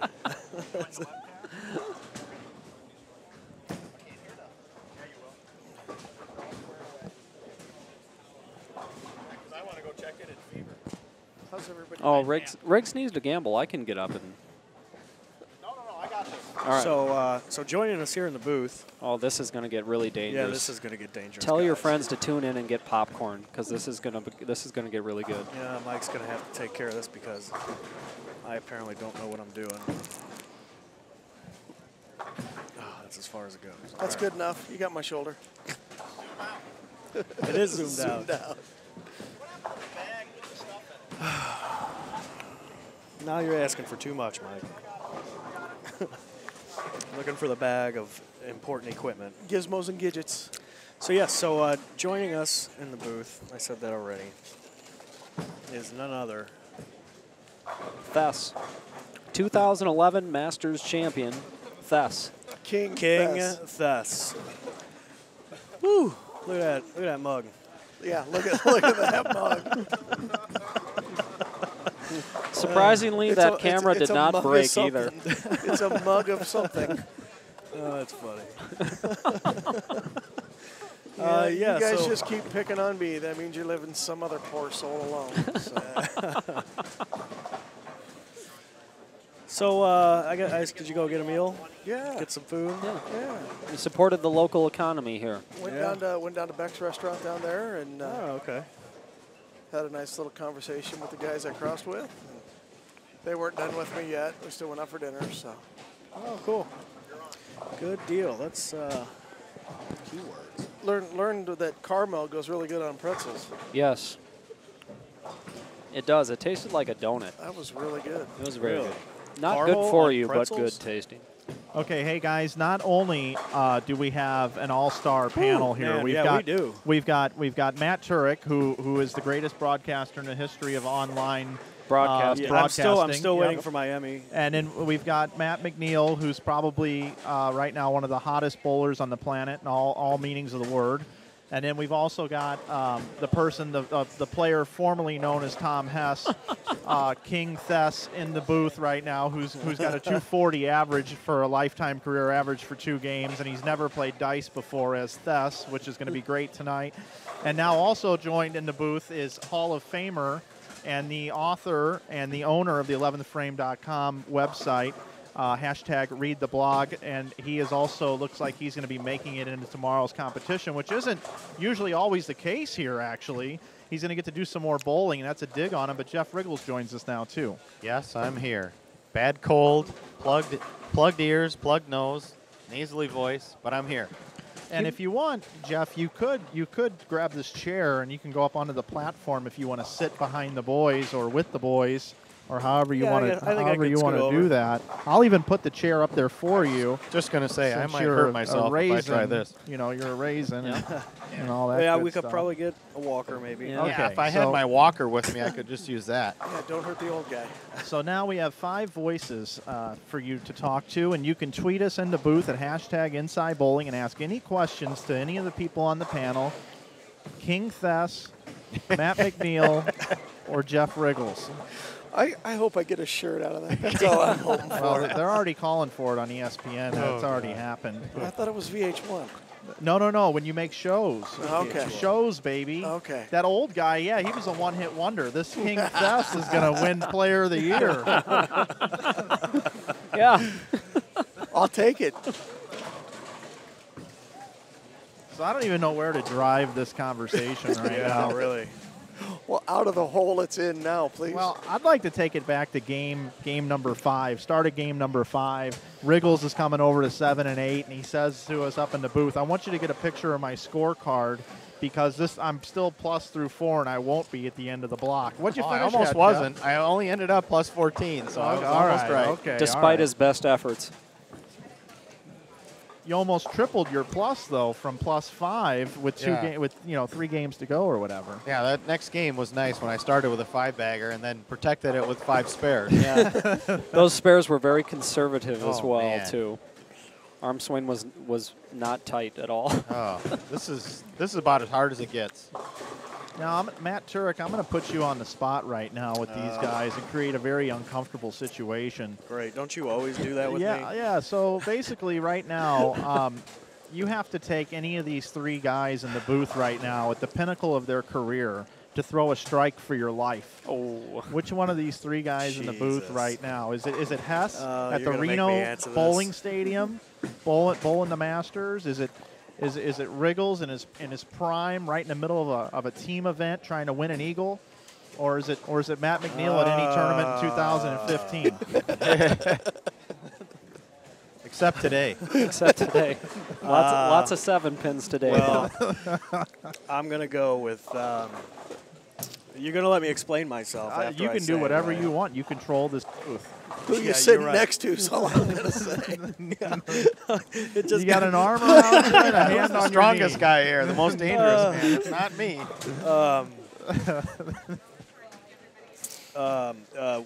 Who's that guy that he bowled today? There's a there few were that All bowled you today. guys bowled 59 today of them. already. 59 yeah, all right. of them. So all right, well I'm not gonna beat her. I'm gonna take Tom Hess.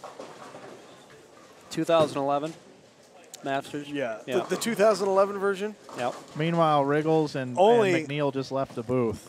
Only because I literally grew up watching him bowl on TV. Me and Riggs are going to take our 9 Eagles and get the hell out of here. To hell with this. I told you, Matt, a long time ago, you need to get a bird cage. The thing was, when Matt, Well, you don't understand, guys. When I was good, he Matt had wasn't his even hands born. around my throat. That's true. I wasn't even a glimmer in my dad's eye. neither Matt was born when I was good. We've heard about the stories. I've seen pictures. There's a lot of hair. Yeah, I had hair then and You all had kinds hair? of stuff.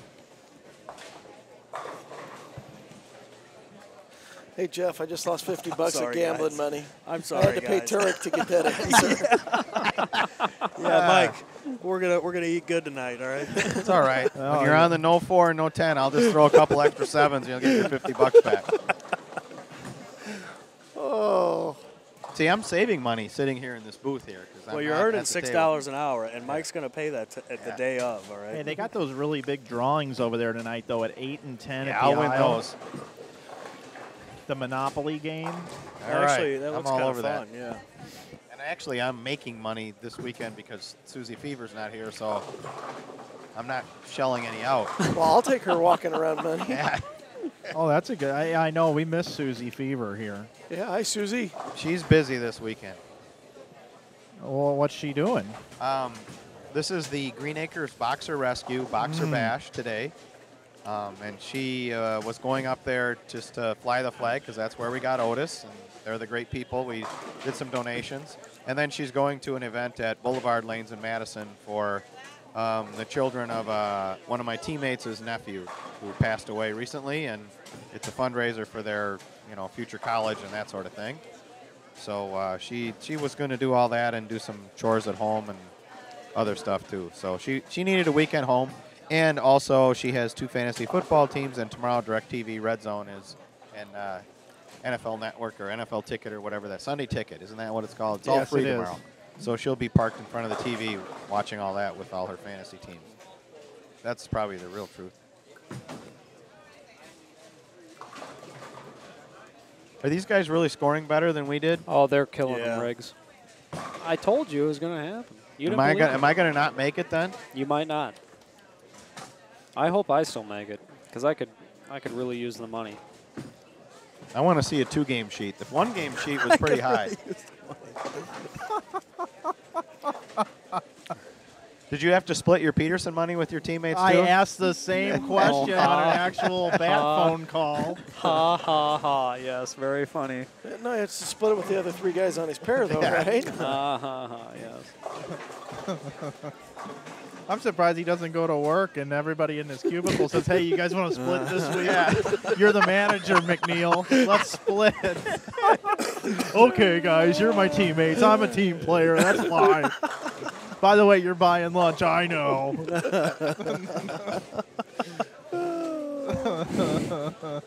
It's like that guy in high school who's so desperate for friends. Here, Doesn't I'll care make what they. 25 grand. You guys can all have 10%. Yeah.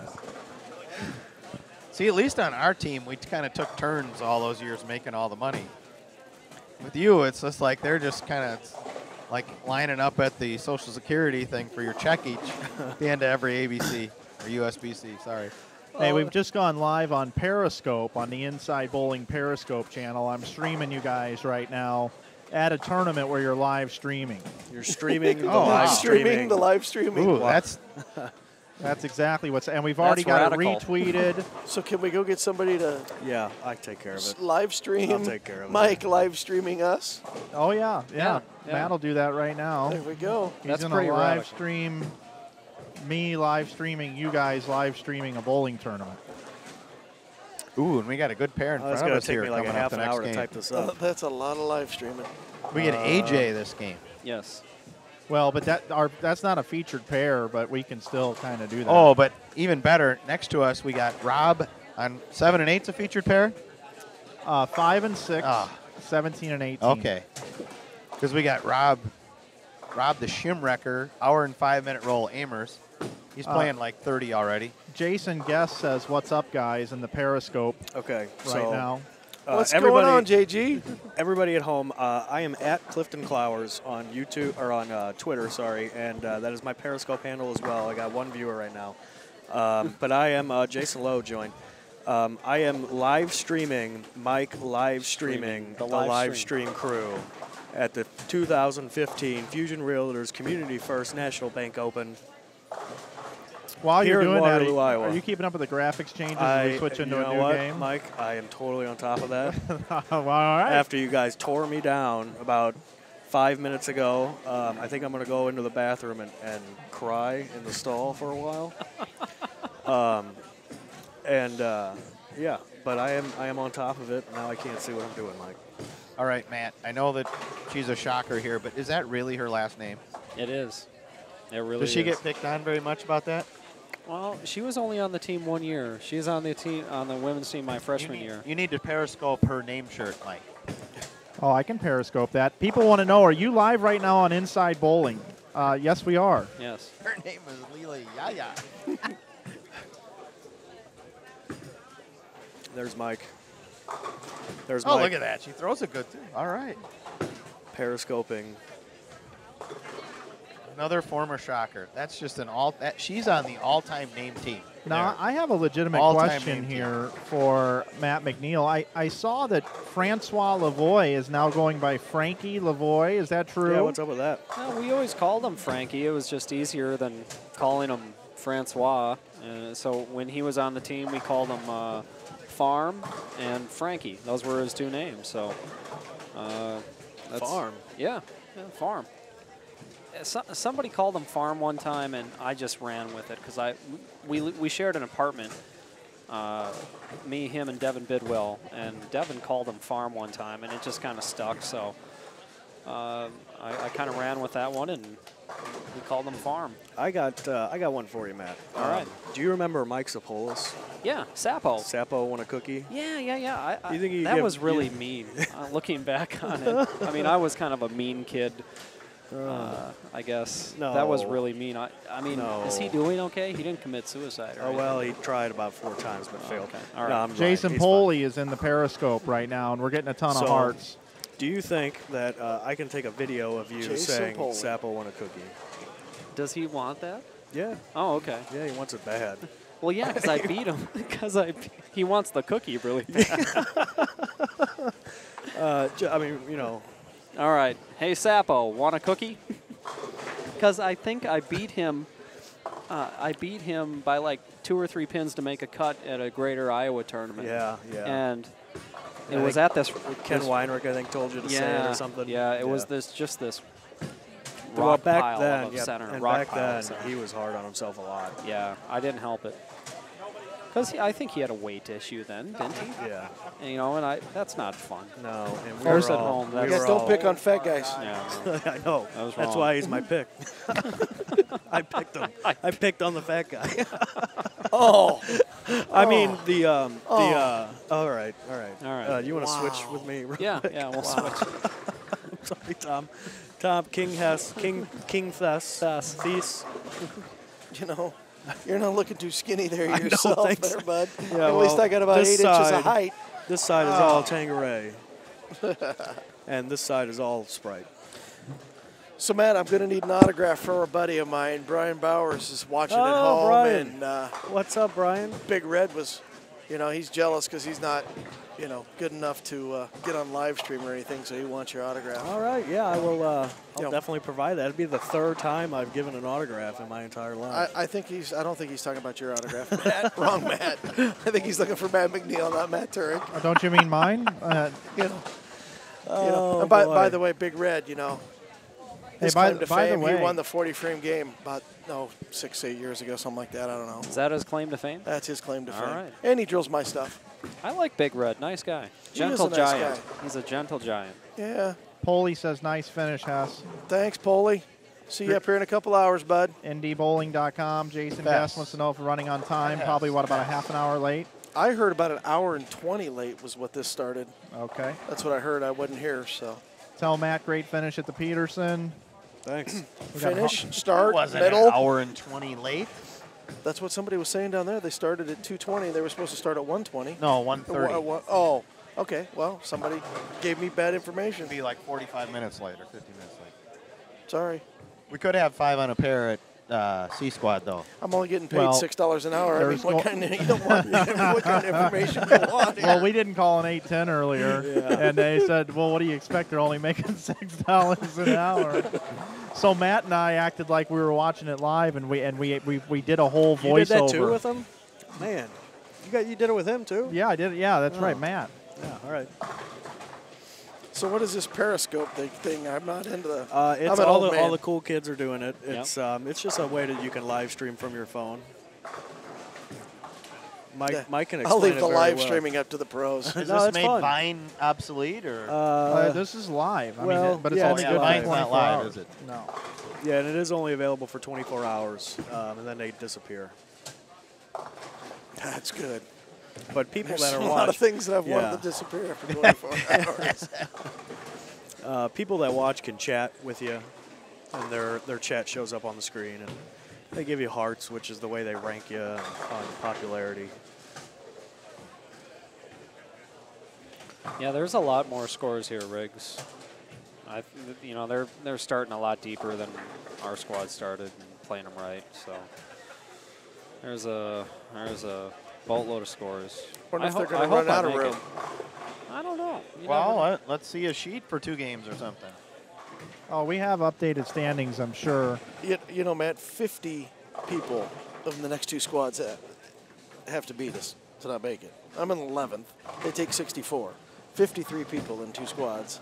I think we're good. All right. Some of us are on 14th, though, so only 47. Oh, I thought it was Matt that said he hoped he made it. My bad. Hey guys, let's go ahead and take a look at the scores here from B Squad. How many pluses? Leading on B Squad right now, Eric George at plus 112, and second 20. Perry Crowell at plus 102. AJ Chapman's third at 91. 66 is Mark Henninger in fourth. Jonathan Shallow plus 62 sits fifth.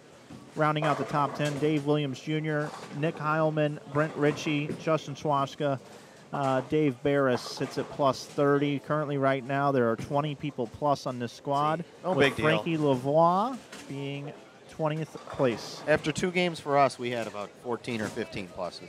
If you want to see those scores, all you got to do is be on Inside Bowling, go down underneath the stream, click on the blue button, and if it's not there, click on the manual refresh, and it will be there. You'll also see the top scores and all of the scores from A Squad, and 3 of those bowlers joined A Squad and took to the lanes for 7 games, 7 long games of bowling.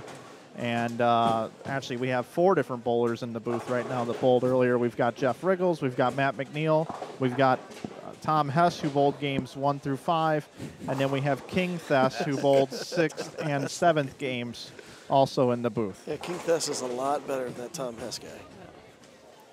I think I'm going to AJ? go out and limb and Chapman. say A.J. Is he Chapman bowl? is going to be in the top 3. Is he bowling this squad? Yeah. he's. Oh, there he is, third. His look is incredibly good Yeah, but he here. had like 160 last game, or 150. Did he? Yeah, he had. I thought I saw, if it was his score, I thought it was like 92 in the 6th, These 92 are in the the 7th. these are the sweet pairs as you come down here, as I've seen Oh, it. maybe he did. Yeah. I think what pairs is 11 and 12. I think might be the best pair so far today. Yeah, I had like my second high game. I think I had 2-1 on that game. I got pretty hot. I started with a double, Oh, sure. which instantly made my nipples hard, and I rode that all the Cut way that out out. for a 205. So Yeah, that was my high game pair, so they say I'm not good. I just did it on the easy pair. Oh my God! Well, we weren't going to go there. We were really working on this this positive thinking. Yeah. Hey, it's positive. I McNeil hit has the come easy in pair. and just, killed I hit the everything. easy pair. I'm good. I don't care. Just let me. I'll bowl 6 games on the easy pair tomorrow. I don't care. Yeah. How many games do we bowl tomorrow? 4 or 6? 6. Okay. It's a long 6 games when you're in like 43rd place. Trust me. Yeah. Oh no, I was there last year too. I remember. Depending how long the dice game goes tonight. That's true. Yeah, you could win the tournament tonight at the dice table, Jeff. A few years ago, I did. He's done that before. You can also lose 4 tournaments at the dice table. No, No, you I can't. don't do that. Not when you don't have 4 tournaments worth of entry fees. Yeah, I'm out a lot long before there's 4 tournaments worth. I remember I was in where were we? We were in Vegas, and Riggles is like, "Hey, let's go throw at the Golden Gate." So I'm like, "Okay." So we go downtown and eat. We ate that at a good restaurant. Yeah. Yeah, it was good beer. And so we get to the dice table, and that was like the fastest $200 in dice in my life. Whoops. I'm like, "You play dice here regular?" And Riggles like, "Oh yeah, it's good. Good place." I'm like, "Wow." Yeah, the last time I was there, it was like about a $900 win. Yeah. It comes and it goes. That's why it's gambling. AJ stole those pants from Andy Mills. He did. Andy is wearing them today, though, too. Yeah. They're not striking as much for Andy, though. No, oh God, no. No, you gotta play the big sweeping hook today. You can't be in between it. In between it is just jail. You gotta just get left, way left, and kind of do the tour roll to the burn and let it do its thing. Just hope you have the right layout and surface and orb on your hands. In your hands, I should say. You're watching continuing coverage of the Fusion Realtors Community First National Bank Open B Squad qualifying game 4 of 7. Also want to thank all the other great sponsors that are on board with the Greater Iowa Bowling Association in this event. I want to thank Ebonite International, and all of their associate brands, Hammer, Columbia, and Track. Also want to thank Waterloo Convention and Visitors Bureau, the Kingpin Bar and Grill serving the ice-cold Budweiser in their Logo Infusion. Don't forget, if you want to go purchase a jersey, you can go over to logoinfusion.com, put in the code GIBA15 to save 10% this weekend. Of course, the Members Mortgage Services and the Maple Lanes here donating some lineage back. I have not seen or heard from our biggest fan in a while. Yeah, our biggest fan is brought to you by Members Mortgage Services. Let's go ahead and show everybody our biggest fan. There they are. There's our biggest fan. There's our biggest fan, keeping everybody cool down on 17 and 18. Brought to you by Members Mortgage Services. All right. Yes. Touche.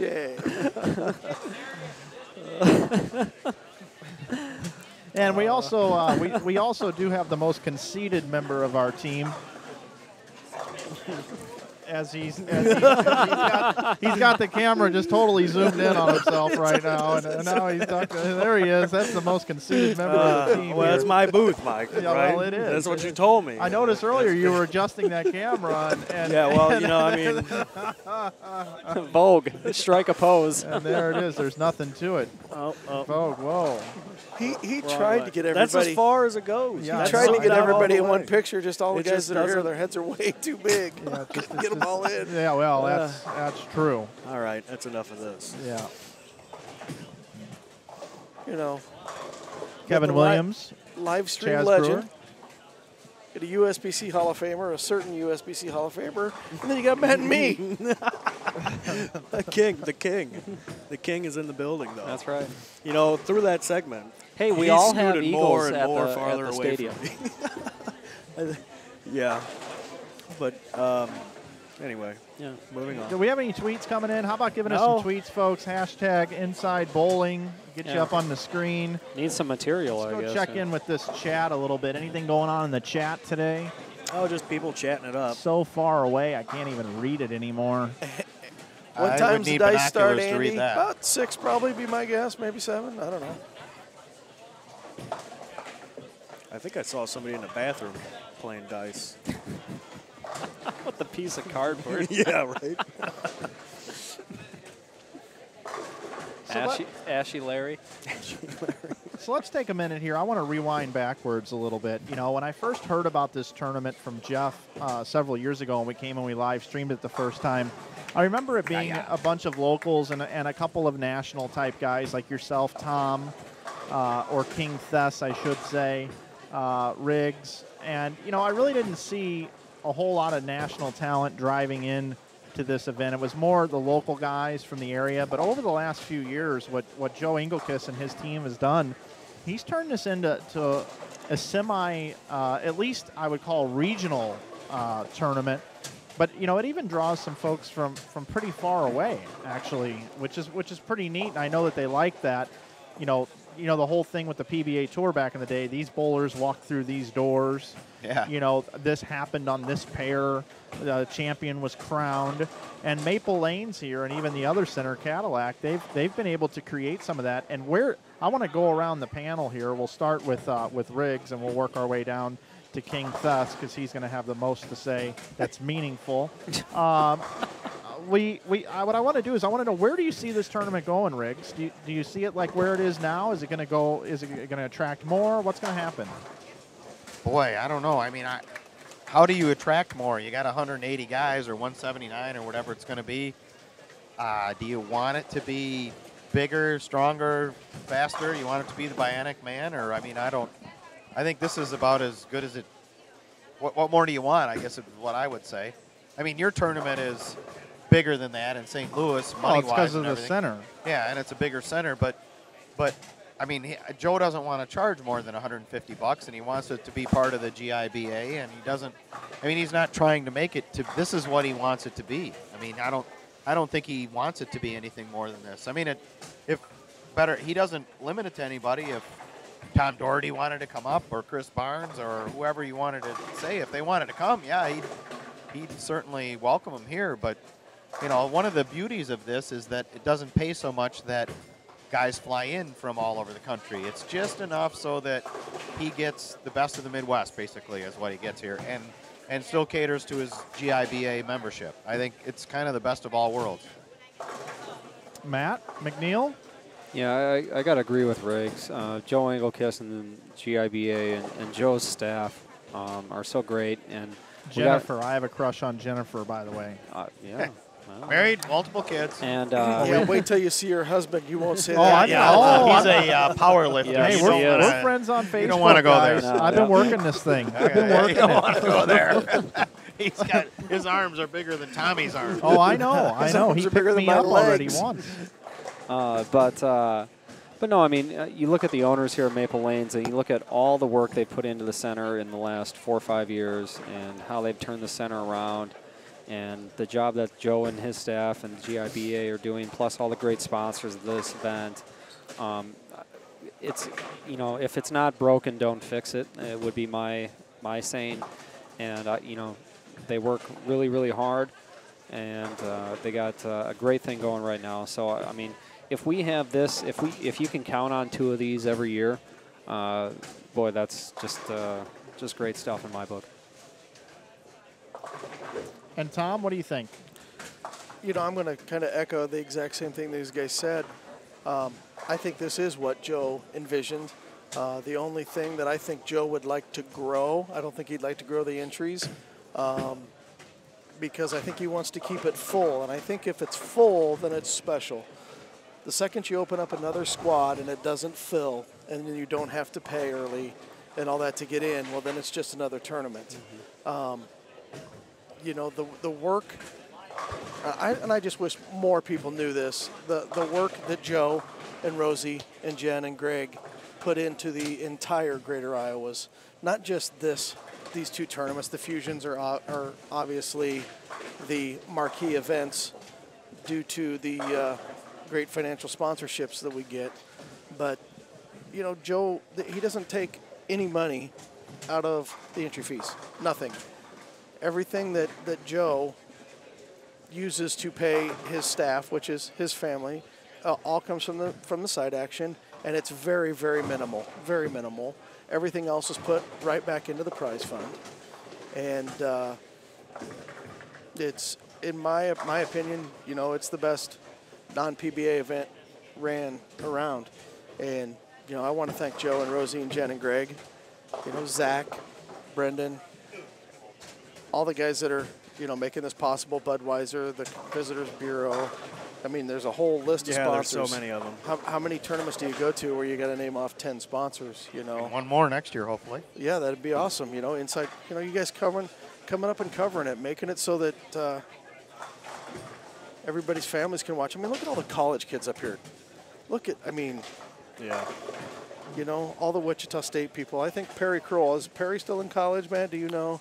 He's done. He's done? Yep. I know the WSU guys, it's about 7.5 hours from Wichita. And for those guys to take, you know, take off Friday night after classes and stuff like that and drive up here, that says a lot about how great this tournament is. Yeah, I mean, and it just, and Jeff's right. I mean, I think it's, you know, Joe doesn't want to raise the entry fee because he wants to make it affordable for everybody. He doesn't want to start pricing people out. The $150, making sure that the last check, you know, I think you're going to make, I think last check probably be somewhere around $225, $250, so you make a little bit of money. You're not just getting your money back. So if you do have a night of hotel and you make it, you cover your entry fee back. And speaking of our great sponsors, we got one of them on the front 9 right here, right in front of us. And he just on the four easy pair. Brooklyns? 4 Brooklyns. He has a front 9 with 4 Brooklyns. That's what you get when you sponsor the tournament. I'll be counting on that next year. Yeah. Really? Is that all I got to do? I'll write a check now. I'm counting on it next year. Won't be as big as his, but I'll write a check.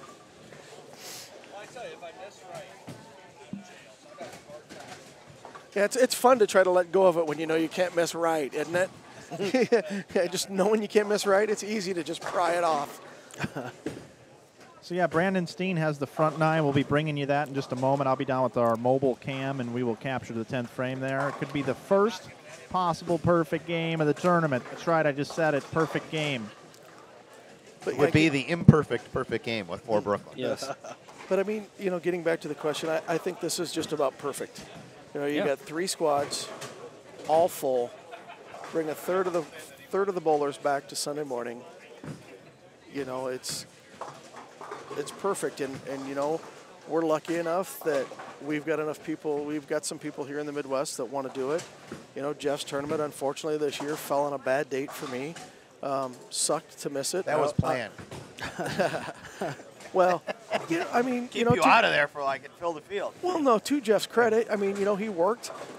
He was moving because last year we ran a very successful regional down in Des Moines where the proprietors, Jason and Angie at Bolorama Lanes, we worked our butts off, got 104 people.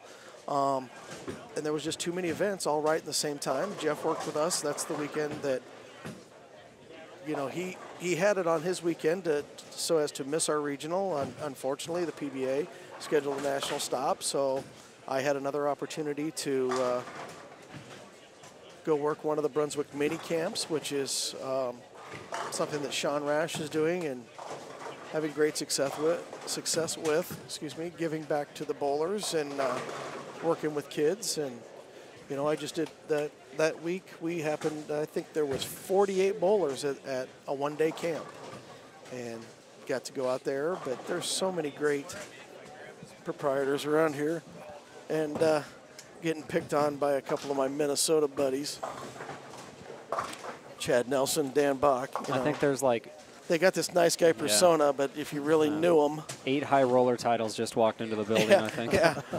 The high roller titles, the Eagles, the national titles, the regional titles. You know, no Super Bowls. The regional players of the year. I mean, you know. No Super Bowls, you're right. Don't got to worry about that one. You know, just what an outstanding field. Yeah, it's a good time. Well, the question that I pose is if he keeps going at the rate that he is with the sponsorship dollars, first place is going to continue to go up. I would imagine. I mean, I know it's not going to go up very much. Yeah, he'll boost a lot of the lower prizes because that's what his theory is. But over time, I could see it getting, if he keeps going at his rate, 4,000 to 5,000 for first. And then at that point in time, does it attract a bunch of people from out of town? And does it turn into something that's more than for the local bowlers? What's the figure that gets someone to fly in? It's probably 5K. 5? It used to be 10. if you lived on a coast. No, it's about 5,000. I mean, I don't know about that. The PBA ran an event that was, the senior doubles that was in the, unfortunately there was nothing around it, and you were bowling for 10,000. Yeah, and Midway Airport's 10 miles away. And only 30 guys showed up. Yeah, I know. All right, Mike's going to bring us some good action down here on the lanes if you guys want to cover this real quick. Brandon's going to throw 2 in the pocket and 1 Brooklyn here for 300, so he'll have 6 Brooklyns and 6 in the pocket. Right? I think he's going to go 10 back 3 times, and I'm pulling for it. Maybe it would be great. Maybe he'll double his sponsorship next year. Yeah. Nice look from cameraman Mike Flanagan. He's got a new job. Get that microphone. He's doing much better as a cameraman. Get that microphone out of his hand. Oh, yeah. Nice shot, Brandon. Well, now he's 6'4" on the right side. So now he'd have to go Brook to be the 50%. Hey, he called it. He's the one who said he has 4.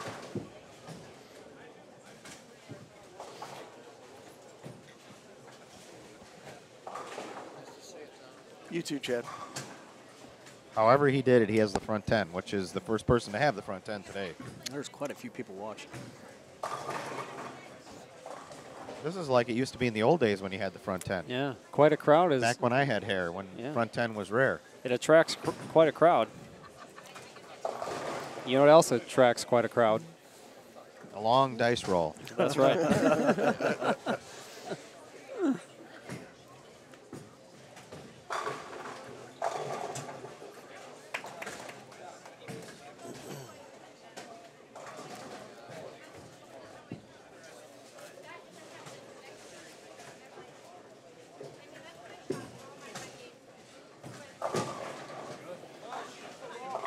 Oh, that's all right. Brandon.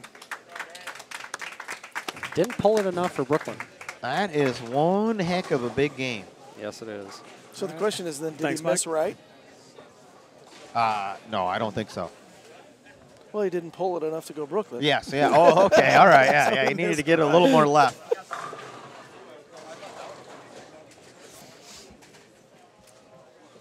And we got A.J. Chapman in front of us here. 279. Shooting 279 with a huge blower 7 as his one non-strike.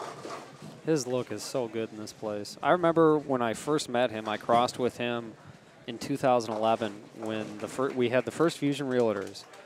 And I crossed with him, and this was, 5 years ago. And I could not believe it, how well he threw it then. His look's pretty good anywhere I've seen him. Yeah, and I mean, he just throws it very, very well here, and he really, really matches up well here in this building. So, yeehaw here. How about yeehaw?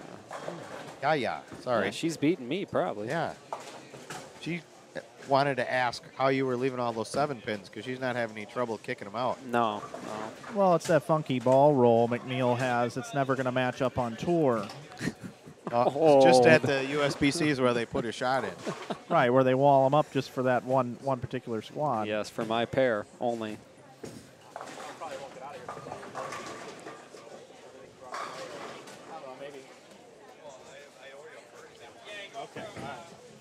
Well, I only say what I just said because Mr. McNeil and I spent some time together 2 days before the IB Open this year at a place out in Cottleville, Missouri, with John Brocklin. Of all places, Cottleville. Having a little late night snack.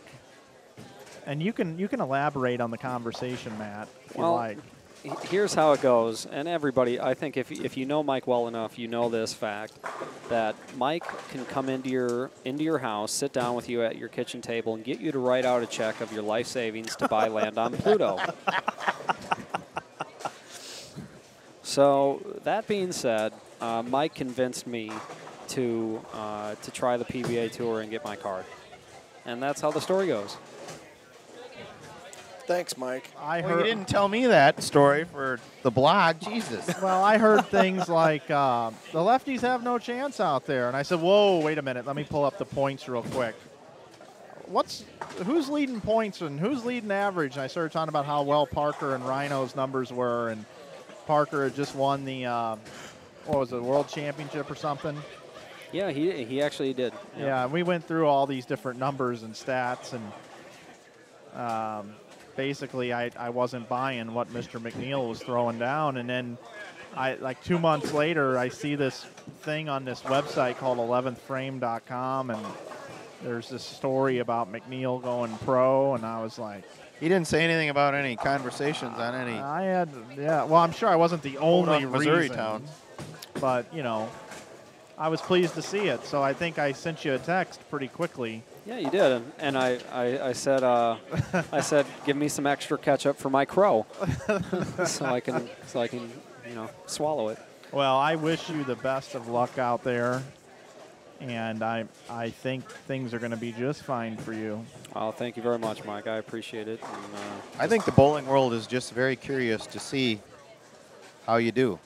I think I'm more scared of just letting people down. I think that was my biggest hesitation, is I didn't want to go out there and and just not bowl well and and let people down or make people think less of me because I couldn't compete out there, and I just didn't want to be known as the guy who only bowls good at nationals. Well, here's the deal, buddy. There's worse things. No, I know. This is my opinion. But when you have a little free time and you read 800 comments on YouTube that are not so nice, it's you're not always going to make everybody happy, but it's always nice to have the respect of the people you share a love of the game for. That's always been it for me. Is I know I'm not going to always have the respect of all my peers, but if I could have the respect of most of my peers for as much as I dedicate myself to this great sport, it'd be great. You just got to wake up every day and look yourself in the mirror, and if you're happy with what you see, screw what everyone else says. Wasn't there a Saturday Night Live skit like that? It goes, yeah. And what's his name? Yeah. Oh yeah, what's his name? Yeah. Gil. Tom Hartman did it, didn't he? And gosh Phil darn it, Hartman, people yeah. like me. Yeah, Phil Hartman did it, I think. No, that was. Handy was the character. Oh yeah, Andy Handy, was it Andy Handy or something like that? But let's ask the chat room; they can figure this out for us. To go by what you're talking about, Matt. There's a very good friend of mine who travels the world that deals with the same, and we're on live stream, so I can say it. It's bullshit. Tim Mack is one of the best bowlers ever. Unfortunately, by the time Timmy decided to bowl on tour, his body had let him down a little bit. He was fighting injuries, and you hear it all the time how he beat nobody. He was winning when nobody was bowling overseas. Well, I've been overseas a few times, and I can tell you, there's just if the Koreans wanted to come bowl on tour, there'd be a ton of Korean success on tour. You got that right. And I'm not talking one or two. I mean, look what Osku Palermo, Mika. Those are the people he was bowling back when he was doing what he was doing, and it's sad that people are going to say that. It doesn't matter. You might go out on tour, you might not have success, but you still have there. I mean, the guys, you won the Peterson, you won Jeff's tournament this year, right? That's only because I made him easy on the left. Well, that's why I didn't come. I knew you were going to make him easy on the left. I do that in St. Louis, too. I called USBC, and I got their lane pattern for nationals, and we put it They're out. out in Ohio. They do that in Ohio, too. Out of the Proprietors' Cup, they make him easy on the left. 17 and 18 doesn't look very easy, by the way, guys, as we see these guys finish up. Mark Henninger and company, Chaz Brewer, Richie, and Ussery down here. 185, 175, 210 maybe, and 193. We need a Periscope on lane 9. Yes, we do. Dave Barris, PBA champion, PBA former exempt player with the flush 24510. 24510. This is a very makeable spare. I have seen it made before. Well, we don't have to Periscope it. Or whatever. I once on a step ladder finals on cable TV in Minnesota left a 245-7-8-10 on the gold pins. 4 count hitting the head pin. There's 2 ways to get 4 hitting the head pin. I always thought there was 1, and then I discovered the second one. But this is a makeable spare. I got 3-1 says he makes it. Yeah, I think he's going to make it too. Oh, maybe not. Maybe not. Wrong side of the 2-pin, Dave. Well, he's probably hasn't left that before, so he didn't know how to shoot it. And look, can you tell? Look at how angry he is. Yeah. Isn't that unbelievable? That a He's guy the would act baddest like man that? in bowling. He's going to come back and kick his bag. And What's wrong with that? My bag.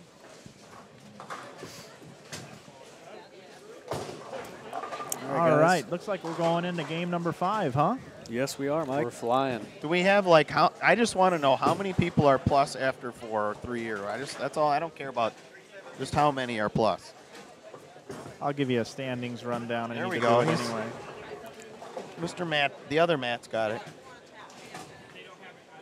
He's trying. Something's not right with this thing. Might be the guy you're sitting next to. All right, I got it right here. Well, it's still through game 3, huh? Well, what do we? How many pluses after 3? Still 20. We called that off earlier. Yeah, 20. Brett Cooper is the number at +1. 20, and you're ahead of 6 of them, Jeff. Yeah, no. What I'm trying to figure out is, okay, then we're looking at probably something like minus 10, minus 15, minus 20 makes the cut. Should be. I'd say Should that be. score is pretty fair. You match up, you run them over like Miguel did. And A.J. Chapman.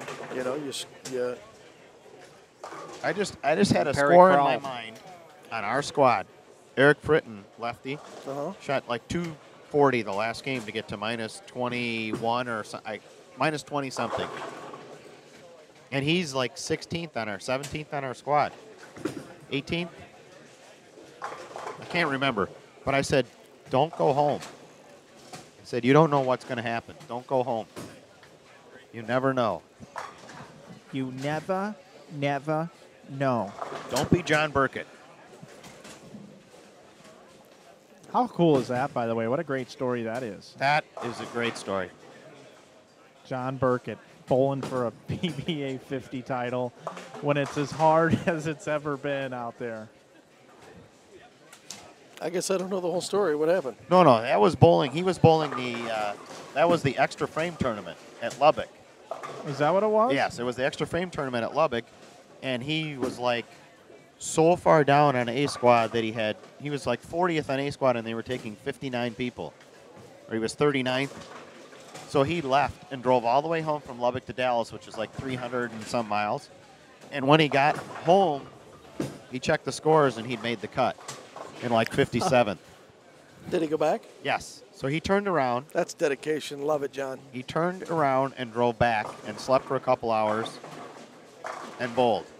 Well, I comboed 2 stories there. I just think it's a great story that Burkett has gone out and committed himself to the PBA 50 and actually bowled for a PBA 50 title this year. He didn't win, but he did bowl for a title this year. And by the way, he's really good.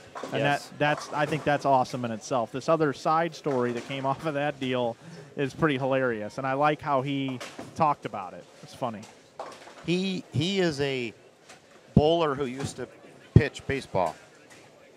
He's not a baseball pitcher who bowls. He's a bowler who pitched baseball. Because he was a bowler before he was a baseball pitcher growing up. And he is good. He just doesn't have an enormous amount of knowledge, and he's learning all that knowledge. But as a bowler, he's a senior bowler, but he's fabulous. And he's a lot of fun. Don't be aware if you go out drinking with him. Be aware. He loves to play poker, too. Yes. So Fusion Realtors, Community First National Bank Open. We are joined by a star-studded group of people up here in the booth. We're joined by Hall of Famer and the author of the 11thframe.com, Jeff Riggles, along with Matt McNeil, Matt Turek, and the artist formerly known as Tom Hess, King Fess, joins us in the booth. I'm Mike Flanagan. And Jeff, I want to talk to you about some of the things that are going on with the 11th Frame. I know there's some new developments that you're doing, and I thought this might be a good opportunity to tell people. Yeah, I'll do my sales pitch. Hopefully this week. If not this week, it's going to be soon after this week. The Read the Blog is going to become Buy the Blog. It will no longer be free after, it's almost 7 years now, I think. 6 or 7 years. It's been totally free, and starting, I think, next week, it's going to be $199 a month or $19.99 a year. And trust me, that's certainly not going to allow me to quit my real job. But the goal is to make enough money so that I can sponsor tournaments like this, that I can travel to the World Series of Bowling, that I can go to the PBA League Finals, that all those funds will allow me to go cover more events, and also to pay my our tech guy, Mike, Brian Burkhardt, who's done all of this for years, totally out of the goodness of his heart, for no compensation, and many, many hours of work. And we're going to take care of him, and we're going to be able to earn enough money to sponsor some tournaments and get out there and cover more bowling. I right now have plane tickets for the World Series of Bowling for the second week of it, all the TV shows, all the match play. I'm going to be writing every day out there, hoping to go to the PBA League if things work out with my schedule at work. And Summer Swing, if it doesn't conflict with our Nationals dates, I'm not sure if that's going to happen. But the whole idea is to get out there and cover stuff and write more. Well, I think what you got going on is a good thing. I'll tell you, with the passing of Jowdy and Pisano, and who else am I missing in there?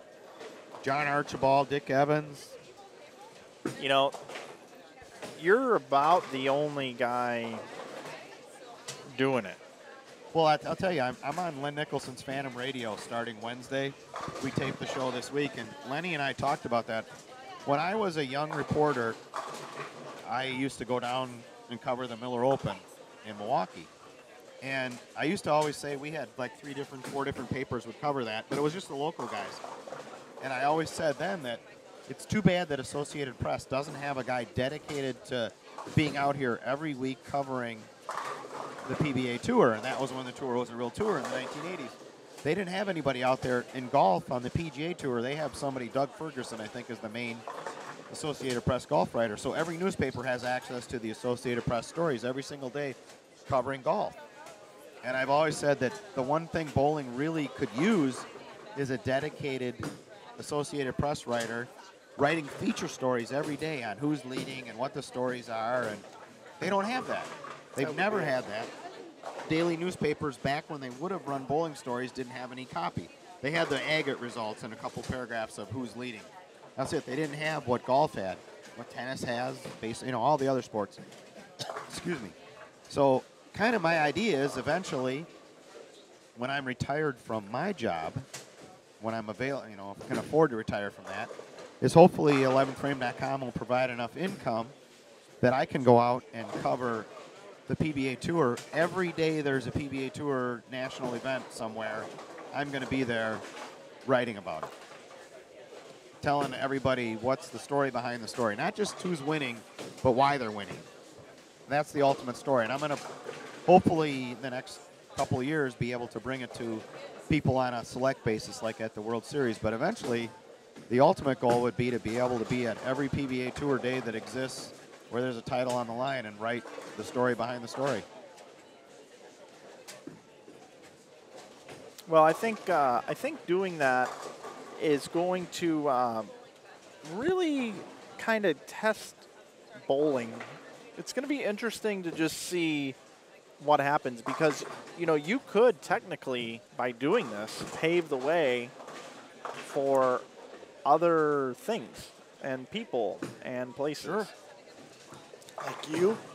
Well, I'm not young, so my idea is that someday I'm done with this and I find somebody who's young and ambitious journalist who loves bowling and knows bowling, who would take it over and do what I'm doing when I'm 70 years old or whatever, and 11thframe.com continues on covering the PBA. And I'm not, don't get me wrong, I'm not just saying the PBA, I'm just using it as, I would love to be able to go to the PWBA too.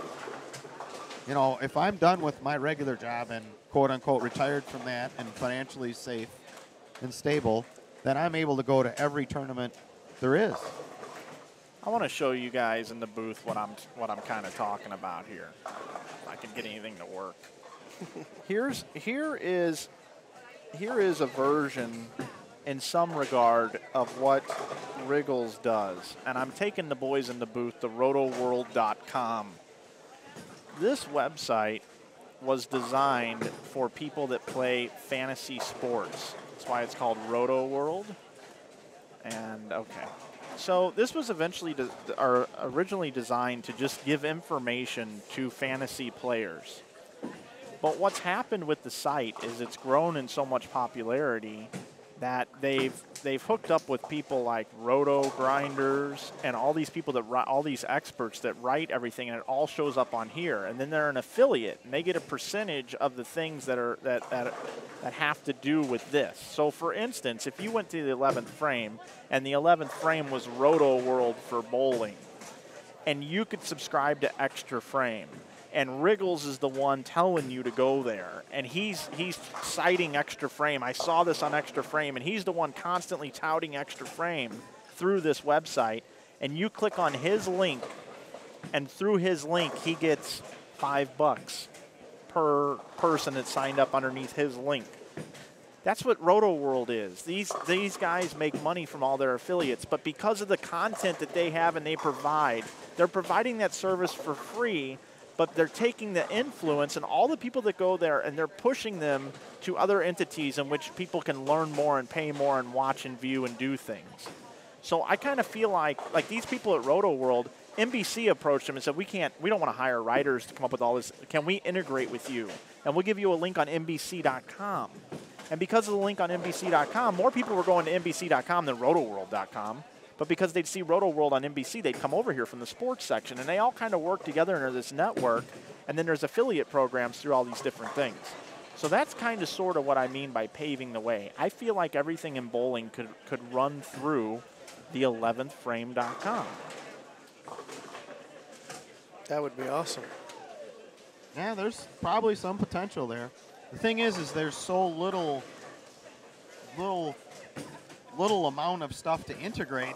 No. I'm going to give you another thing here. Let's just model this site right here, and this is how I look at things, okay? Up here at the top of the screen, it's giving us baseball scores right now. I don't need to go to ESPN app right now. I can do it here. What if you got, Brian, when PBA events are going on and you're working with the PBA, and it says up here, powered by the PBA, and it's showing the scores from the current round of events that are happening. Sure. People would go there just to get the scores from you because you've got actual things talking about the tournament right underneath it. And people can comment about what you wrote, and they can argue with you and everything else if they want, say you're full of it or whatever, and everybody would go there because they want to go there to see all that stuff. And you're providing it in one spot. Incinerate. For trolling. Anyway, I'm gonna get off my soapbox here. I thought that was a good idea. That's a great idea. I'm done. Back to the bowling. Oh, I liked it. No. That's definitely. I go insane sometimes. I'm sorry about that. How dare you think outside the box? This is the first step, and oh sure, yeah. We'll see where it goes from here. Yeah, I'm just saying. I think 3 years from now, 5 years from now. I told you at a wedding 5 years ago. I had ideas and stuff, and you've implemented them well. I love Mike's ideas. The best thing about you, Jeff, is you run out the ground balls 10 times better than anyone I think I've ever met. No offense to all my other friends around the world, but you could mail it in. You don't have to put as many blogs together as you do. You could be tired and be like, I'm not doing this one. I'm always tired. But you do them. You keep doing them. And he gets up early in the morning. I mean, I've roomed with him several times. He wakes up 3 or 4 hours before me, and he's up there writing stories. Yeah, he works hard. Yeah, and I do believe that you deserve to be rewarded. I think people piss away money on the most stupid things. That what you provide is so good for bowling that if people can't afford a couple of bucks here and there, if they can't piss away a couple bucks a month on me, well, then I'll go away. I've got several friends that read your stuff all the time, Jeff. And when I told them that it wasn't going to be free anymore, they said they had absolutely no problem at all paying $2 a month. Yeah, this is a good test because I've set the money so low that no one can say, well, it's too expensive. Yeah. No one can say it's too expensive. So it's just a test of how much is bowling worth to you? Is bowling at least worth paying a little bit to get information about it? A lot of good information about it. At least what I hope is a lot of good information. If you can't pay at least that, then we've really learned something about bowlers and bowling. I'm just glad I won that tournament and got a free subscription. Yeah, you got. Look at Matt's already got. Because I don't know. What? There are not. I told you I'm running short on money. So I don't know if I could. His teammates, he only gets 1/10 of that subscription. Yeah. When was that announced? At the tournament. I would have skipped Delaware if I'd have known I was pulling.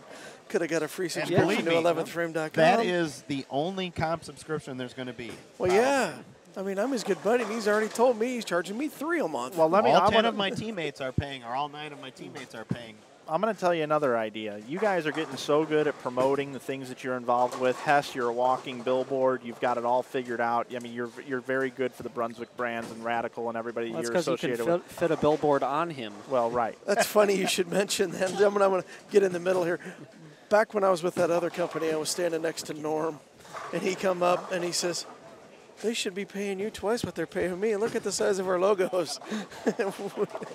We stood next to each other, and literally the logo on my shirt was twice as big as the logo on Norm's shirt. I wonder. I always thought somebody should have cut you a really nice check for all the nanos that you sold. Just about 3. It's probably all they sold when I won. Oh my God, my shop was flooded. By the way. So you guys are getting so good at promoting all your stuff and everything. McNeil with your status updates, and Wriggles with your site, and Hess, doing all his things that he's talking about, and everything. You guys are getting so good at promoting, and a lot of pro bowlers and people that are icons in bowling do this. But one day, this is a goal of mine up here in the booth, because you guys are also influential, and this is an influential channel right here. You ever get in a taxi cab and you see the meter? You ever see the meter? My goal one day is to have meters set up here in the booth for the guests. So when you guys come in, I start the meter. You get to plug all the stuff that you plug, and I print you out a little receipt, and I have a credit card swiper. Actually, I think eventually people are going to have them on their bodies. And you know where my credit card swiper is going to be. And you guys are going to swipe your card, and you pay your $8 or $9. And you get to promote your and that's how we're going to make money here. I'm not coming on anymore then. No. All right, I'm letting Turek get back in here. All right. What do you need, man? Then the $1.99 is going up.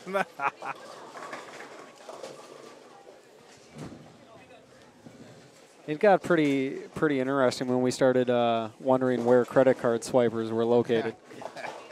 I wasn't going there. No, that's...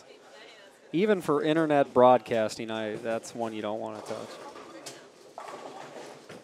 So do we have any updated, like the 4 games, how many are plus? I'm telling you, I'm going to predict 20... Under? 21 under. 21 under? Yeah, I don't know. I don't know. You see a lot of big games, but then a game down the road, they have a not-so-good game. So it's just, people are up and down. Well, pair-to-pair differences are pretty extreme today. Yeah, I would agree. Eric George has got 74 in the 5th, and he was up there this game. Well, I saw Sean Rangel had a 240, and then he moved over here, and I looked up, he had 42 in the 4th. Yeah. I don't know what he ended up with. But Guys, I just had somebody hand me the scores after 4. Leading is A.J. Chapman, plus 149. Perry Crowell's in second at 121. Jeff, your buddy, Brent Ritchie, third. Madison, my teammate in league. Plus 96. Nick Howman, no surprise there, plus 78, Brunswick guy. Brandon, with his 288, went to plus 58. Jacques Keane, plus 52. Eric George is 7th at plus 47. Jeff Ussery, 45. Mark Henninger, 35. And Rob Warren, 34, rounding out the top 10. And there are now 21 people plus on this squad. And we had 17 or 18 on A. I think it was 18. Well, there was one person even. So if you're even, are you plus? Yeah, that's a good question. There's a philosophical question for our studio audience. If you're even in a tournament, are you plus or minus? Or neither? You're even. I guess you're neither. We wanted you to shoot 279, Dave, with a 2-4-5-10 split to start. You shot it on the wrong side, you realize. Okay. Yeah, he was trying to make it or just going for the count. He was trying to slide the 5 into it. Yeah, he was trying to chop it and then split the 5 over. Tommy, my forehead's getting a little warm. Yeah?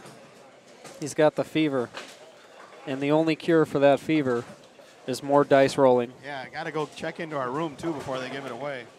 And they give you a smoking room. Yeah, that's not happening. Smoke. Of course, I am so stuffed up from my cold, I wouldn't smell it anyway. Oh, that's... That was from the counter over there. Maybe to loosen things up, you never know.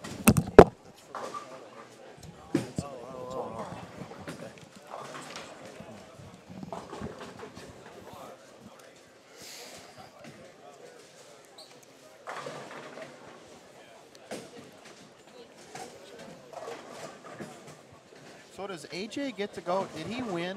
No, Cameron beat him, right? In the team trials. So Cameron gets to go to the World Cup, right?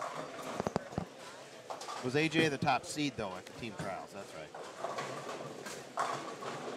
That's pretty good. What was their combined age, like 35?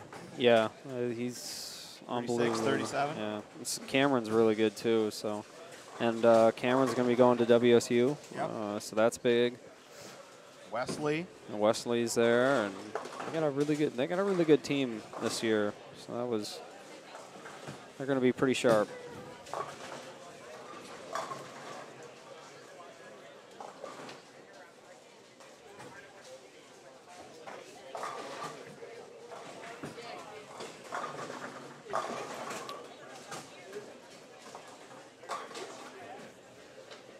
Dave Barrow started with that 2-4-5-10 split. If he gets this one, he's shooting 230 something. And he did.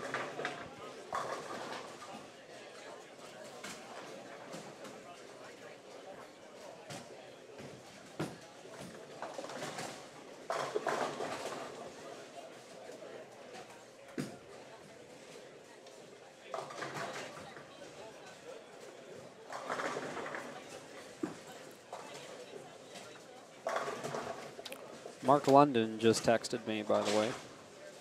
Speaking of bowling writers, Mark London does the bowling news down in the Dallas-Fort Worth area. Well, don't just say he just texted me. What did he have to say? Well, he just said, heck of a. I was just trying to get you to buy in to ask me about it. He said a hell of a roundtable discussion here. So. Notre Dame quarterback Malik Zaire leaves game versus Virginia with apparent ankle injury. In important news for our gambling friends out there in bowling world. Oh, hey, hang on a second. I forgot all about that. 16-10 Cyclones. That sucks. Come on, Hawks. Well, yeah, this is the big weekend in Iowa, isn't it? Yeah, I forgot all about it. I got to go, guys. Thanks for having me in the booth. Northern Iowa, Iowa State. It was a pleasure. Thanks again, Tommy. Matt. Thanks, Tom. See you Might come tomorrow. in a little bit later. Yep, see you in the morning. I'm going to leave in a little bit and go check in for us. That was Tom Hess, ladies and gentlemen. King Thess. Yes. King Thess. He realized there was college football on, And he was gone. It's time to He didn't head waste no towards the time. televisions. I thought he was joking at first. No, he No, was. he's- No, he was Iowa gone. State. Yeah. There's no joke in there. No. Yeah, he's gone. We don't have that in Wisconsin. We only have one college team. The rest are all Division III. We have the Badgers. Struggled to a 58-0 win today. That's a rough. Hey, they played Alabama last week, okay? They got a bye this week.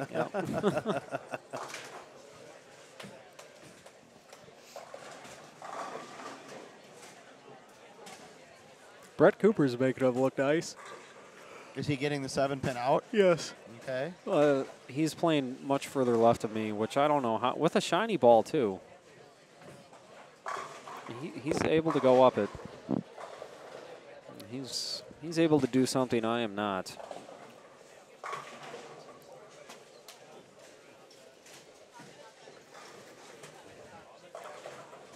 So he's got a 4-bagger, 5-bagger spare double, so he's clipping right along. So. And there's Rob Amers, author of the world famous 1 hour and 5 minute 13-point dice roll at the Isle of Capri during the Fusion 3 years ago. Yes. Wow. I won my only Fusion title that night at the dice table. Believe me, I made more money that night than anybody did in that tournament that weekend.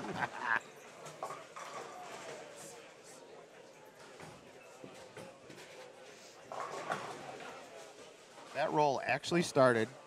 They were still delivering or taking drink orders. Then they came by and they said, okay, last call. We got last call. Then they came by and they said, okay, this is it. Anybody need anything else? Non-alcoholic. Then they came by and they said, okay, we have to collect all drinks. You can't even have them here anymore. Then we had to run to the little cooler where they had the waters.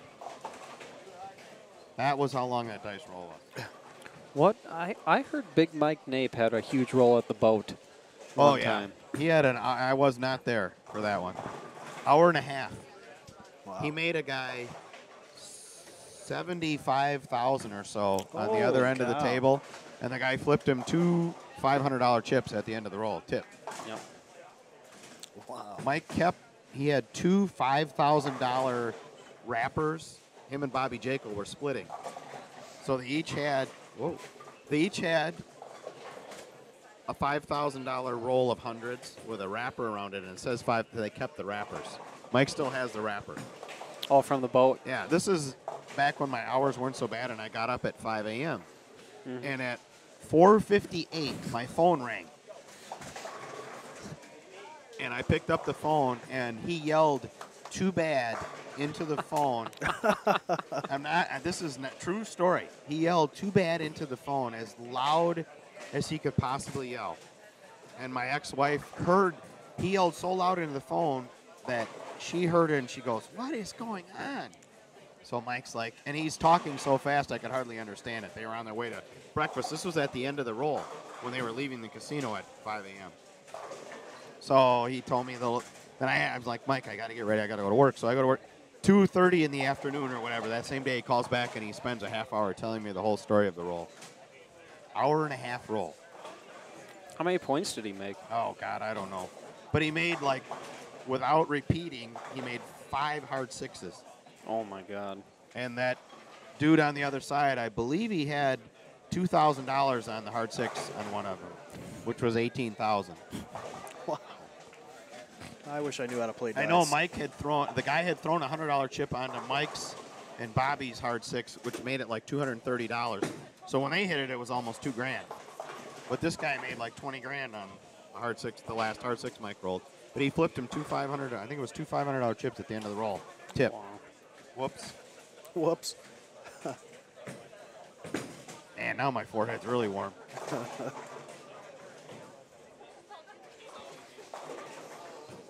What is this, game 6? It's the end of game. Well, yeah, no, these guys Some are are in starting 6. six. Yeah, these guys are in front of us are in 6. Featured pair though is game 5, still finishing up. And that's my boy Brent, my teammate in the league.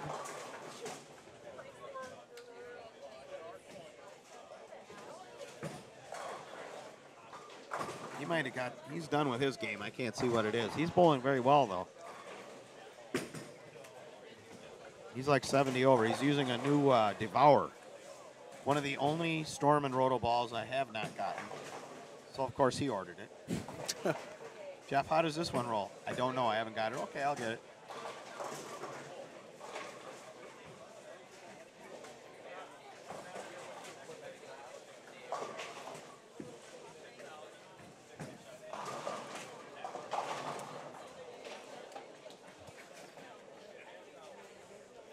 Action has completed game number 5 here at the 2015 Fusion Realtors Community First National Bank Open. Matt Turek alongside Eagle winner Matt McNeil and 11thframe.com author Jeff Riggles.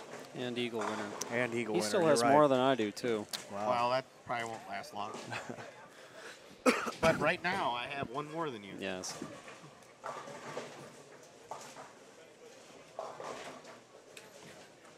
We can only hope the USBC goes out of business, so I'll always have one more than you.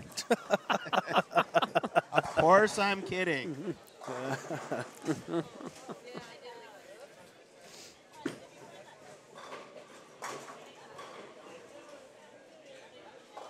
have to stick around 11 more years so that and stay on the committee somehow so that I can get the free trip to the Hall of Fame inductions.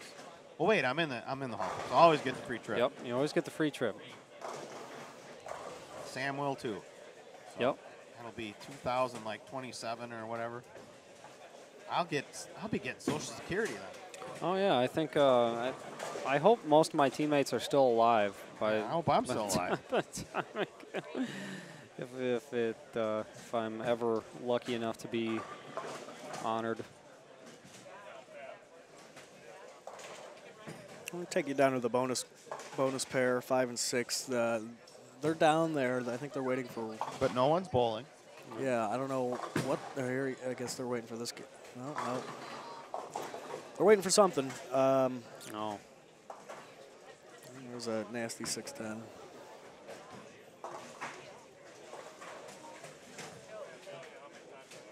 Well, the itch is getting pretty bad here. All right, Riggs. I'm thinking I'm going to go check us into the hotel room. I'm going to get an hour or two nap based on my cold meds and that I've been up since 2:25 a.m. today. Well, the trick is to mix those cold meds with all that beer. Yeah, no, I bought a beer there, so that's my limit while I still got to go to the hotel. Once we get there. Then it's on. Yeah, then there's no driving or anything to worry about. And we're going to count on, you guys can write my prediction down, -21. All right. We'll see if it's good. Sounds good. But you guys should be making predictions too, though. You think I'm way too low? I think you're a little low. I think you're close, but you know what? When I opened earlier this morning and I made my prediction, I made a fool of myself, which normally happens. But I was thinking of leader, and I was supposed to be prediction, and I said plus 100.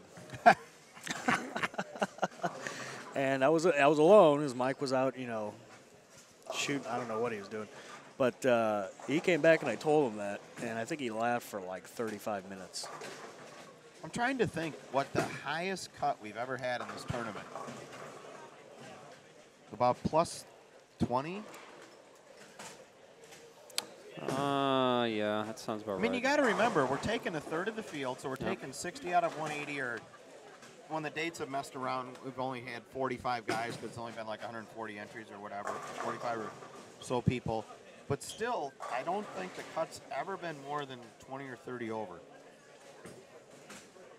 I mean, as nice as they were at my tournament this year, the cut there was only, what was it, 50? Yeah, no, it was 47. 47, 47, yeah. Right around. So, and that was that's a much higher scoring lane surface at Cherry Lanes at Diamond Joe than here.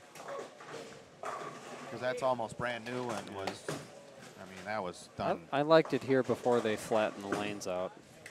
Yeah, truthfully, I think they are harder than they were.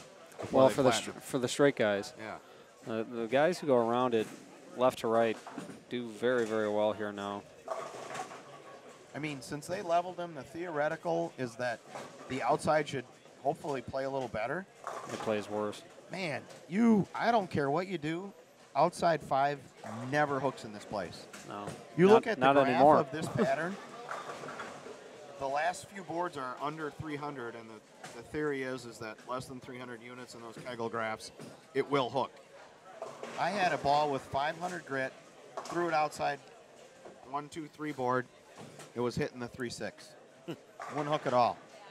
And it's not a long pattern. I mean, it's short enough that you should be able to play there. But the outside boards in this bowling center will not hook. I don't care what you do. Maybe if you put down 0 on the last 5 boards or cheetah. It would be interesting just to see if they had like a regional here or some other tournament and put cheetah out. Would it even hook out there? Because it doesn't hook on your side out there either, does it? No. Oh, no. It's not a left-right thing. It's just that. They just don't hook out there. It just doesn't hook. No. Polly wants a cracker. One of our former Fusion champions, Jason Polly. Yeah.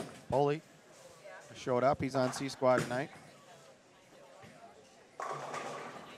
It's weird though. Like you can get it to hook back from like 2-3 down lane, but you can't go up it. Yes, exactly. Yeah, it's kind of. See all the guys, you can see them bending off 2-3, just kind of feed it out there, and that's where they create the hold and they create a good angle to carry better, and that's how they're able to score higher. I think if right now, I mean, if you have closed angles in this place, you just jail. Yeah, your ball has to go in to out. Yes. Whether you're right-handed or left-handed, your ball has to go in to out here, or you have no chance. Exactly. I mean, we saw that lefty that was next to us today that was just hitting the snot out of it, and he was going between almost a 20 at the arrows out to 5-ish and bending it back on the first few pairs on the high end and just striking like you couldn't believe. And then he got to low end and he lost his reaction and kind of panicked and disappeared. But he had a look that he had a 5-board spot at his break point. At least. And you could do that on the right side, on the right pair and correct pairs too.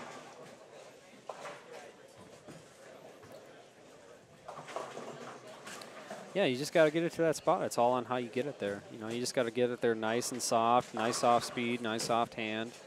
Yeah, I threw it. You know, bigger I ball. could throw 8 shots that would go to the exact same spot, and depending how I threw them, the reaction could be anywhere from 4-pin or high to a bucket. Yep. Just because depending how I rolled it and when it, at what distance it hooked, the lane condition, I guess what I'm saying is the lane condition is almost more difficult front to back than it is side to side. Yes, I agree. It's all what spot in the lane, distance-wise, down the lane, you get it to hook. You can create area if you get it to hook at the right distance. Yes. And if you don't get it to hook at the right distance, it doesn't matter even how accurate you are, you're in trouble. Yeah, it needs to hook late. The ball needs to like not see the first 30 feet of the lane, or even 35 feet, and then it needs to just turn over. And then you do very, very well. If your ball sees the lane before that, which, you know, if it does, it's pretty hard. I think the bottom line is what we're saying is that how you throw it is more important than where you throw it. Yes. If you throw it really good, shot after shot after shot after shot, you make area. And if you throw it in the same spot consistently, relatively speaking, but your release is very inconsistent, you're in jail and your ball's going everywhere. Mm-hmm. And that's why you can see guys who are 200 pins ahead of the cut. Yeah. That you wouldn't see in a softer lane condition. Yep. Because those people are throwing the ball consistently good with the same release that matches up with the pattern, matches up with their ball to the pattern, and they're repeating those shots and creating an enormous amount of area relative to the people who aren't doing that. And I guess then you get into the whole philosophical discussion is what is better. And I, personally, it's not to my advantage anymore at my age, but that's because I'm old and not good anymore. But in what's good for bowling, I think it's better to reward the person that throws the ball really good, really strong, really hard, really powerfully, and repeats that roll shot after shot after shot. If they have area, they've earned the area by being a powerful, good shot maker. And if they beat me by 200 pins, I just shake their hand. Yeah, no, that's very well said. You know, and like we were talking about at lunch too. I mean, you know, you let's say you bowl 20 tournaments a year, just for a round number. You say you bowl 20 tournaments a year. You know, how often out of those 20 do you have the look? Do you have your look? You know, we were talking about this at lunch. You know, you may have it. I think if you're lucky, I mean, at least me being left-handed, I would consider myself lucky if I have my look 2 to 3 times out of 20. I think that would be extremely good percentage. Maybe a right-hander, maybe 4 to 5. Not much better, but a little better. Sure. In between that, you just have to take bowling at its face value as of, you know, when you don't have your look, if you can still manage to stay competitive, stay near the pocket, pick up spares, fill frames, you know, and make checks and, you know, that you just grind it out. I think that's what goes a long way in just, you know, not only making yourself a better player, but even in gaining respect of your peers as you know, just somebody who can really play, not somebody who can play all the time, not just when Absolutely. they have it, you know. And we used to see it in regionals. We used to bowl 25 regionals in the Midwest every year through the 80s and the 90s, first few of the years of the 2000s. And I would bowl for the title for 10 or 15 years in a row. I would bowl maybe 20 regionals a year, 25. I would bowl for the title 3, 4 times, 4, maybe 5 times. I would make another 10 or 15 finals and have 4 or 5 non-cashes. And those finals, you know, I wasn't really a threat to win, but I would make the cut. Mm-hmm. And that, I mean, that's how it was, exactly what you're saying. You needed to, the lanes would be different week after week after week, and when you hit what worked for you, if you were a good player, you were up there threatening for the title.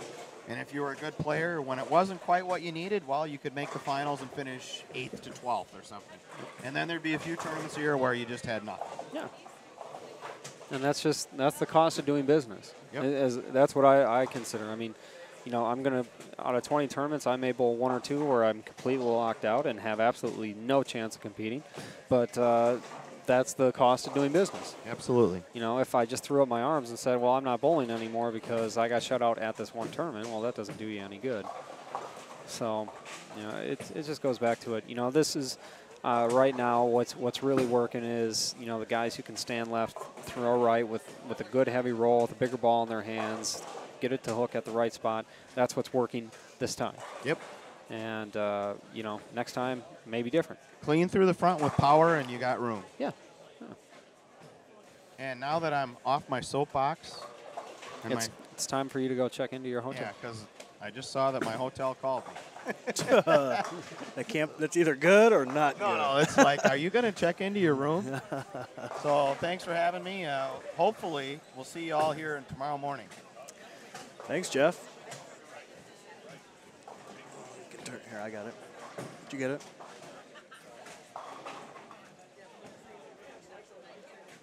Jeff Riggles, ladies and gentlemen. The amazing Yes. Jeff Riggles. That was the most wonderful insight I've heard in a long time, hearing you guys go back and forth about all that. Yeah, you always learn a lot hanging around a good guy like Riggs. Yeah, oh yeah. Did the King leave? The King, well, he realized that Iowa was playing Iowa State, and he was gone. King Fess. He ran out of here. Hey, do you think he gets in the Thess pool?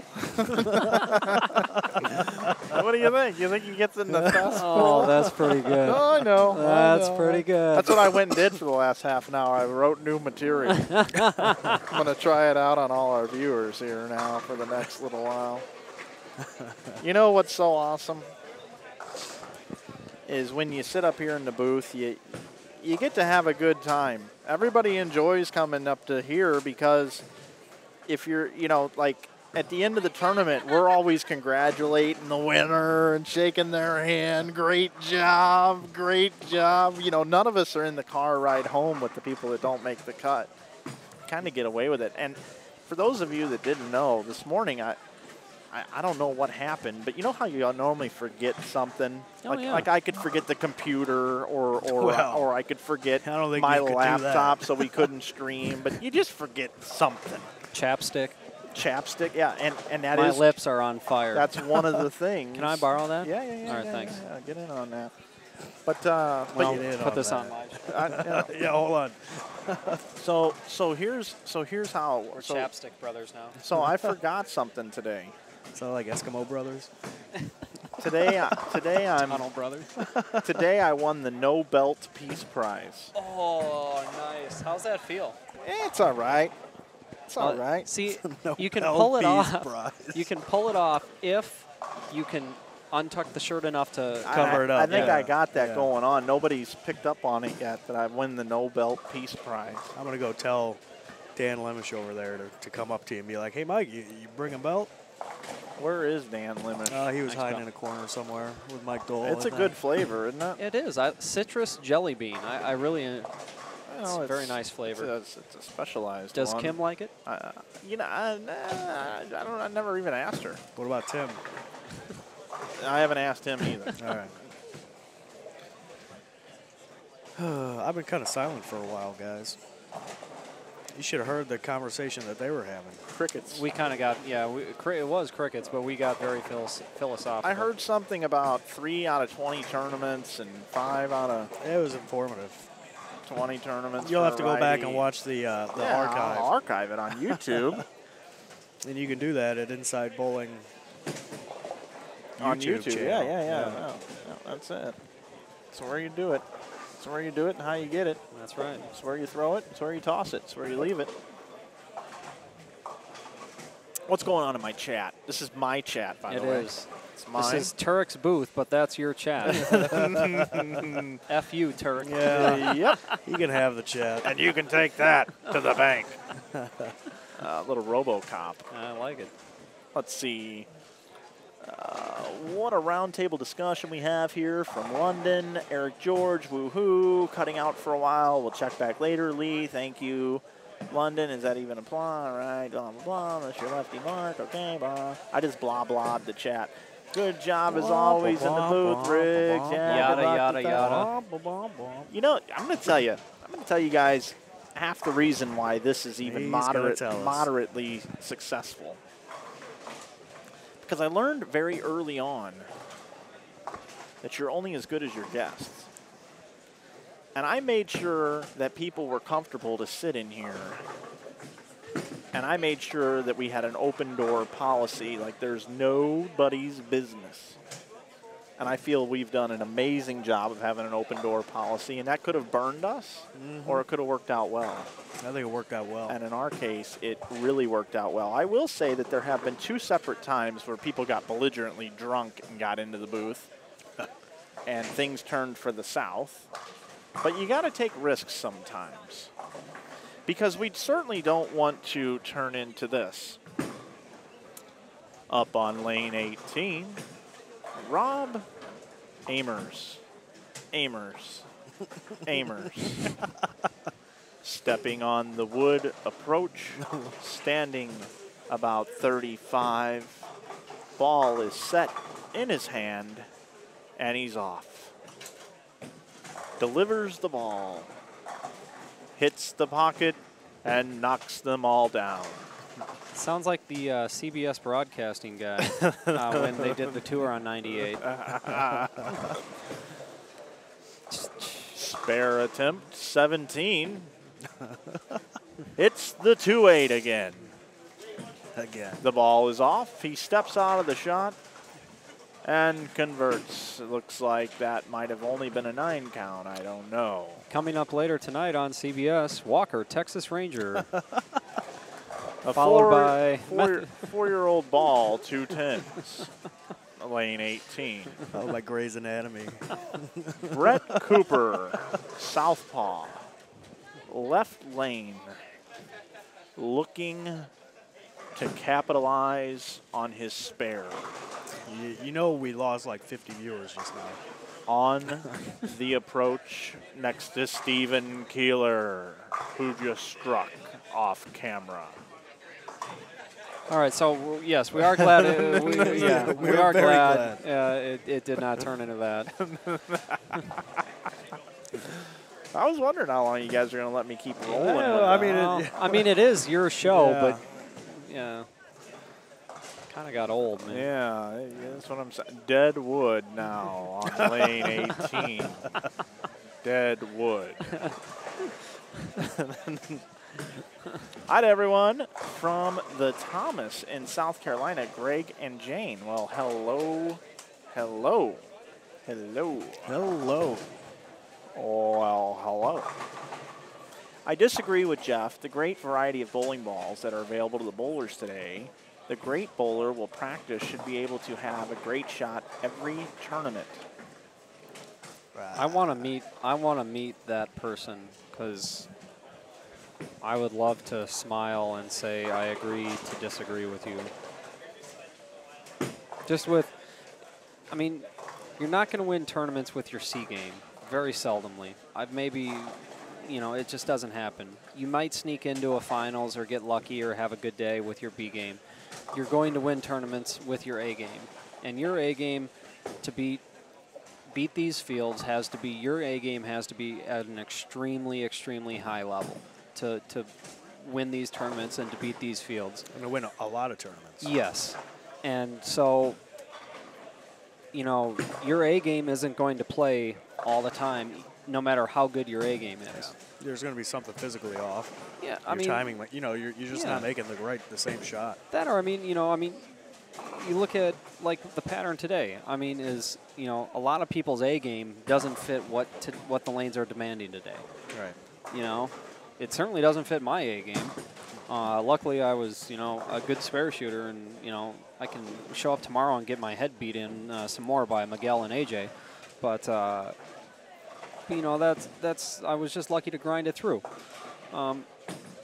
You know, you just have to make your A game so good that when you do have it, you win. Yeah. That's I guess that's my simple way of putting it. Is, you know, you do need to be versatile, yes, but you have to have an A game that when you have your look, you are better than everybody else in the center that day.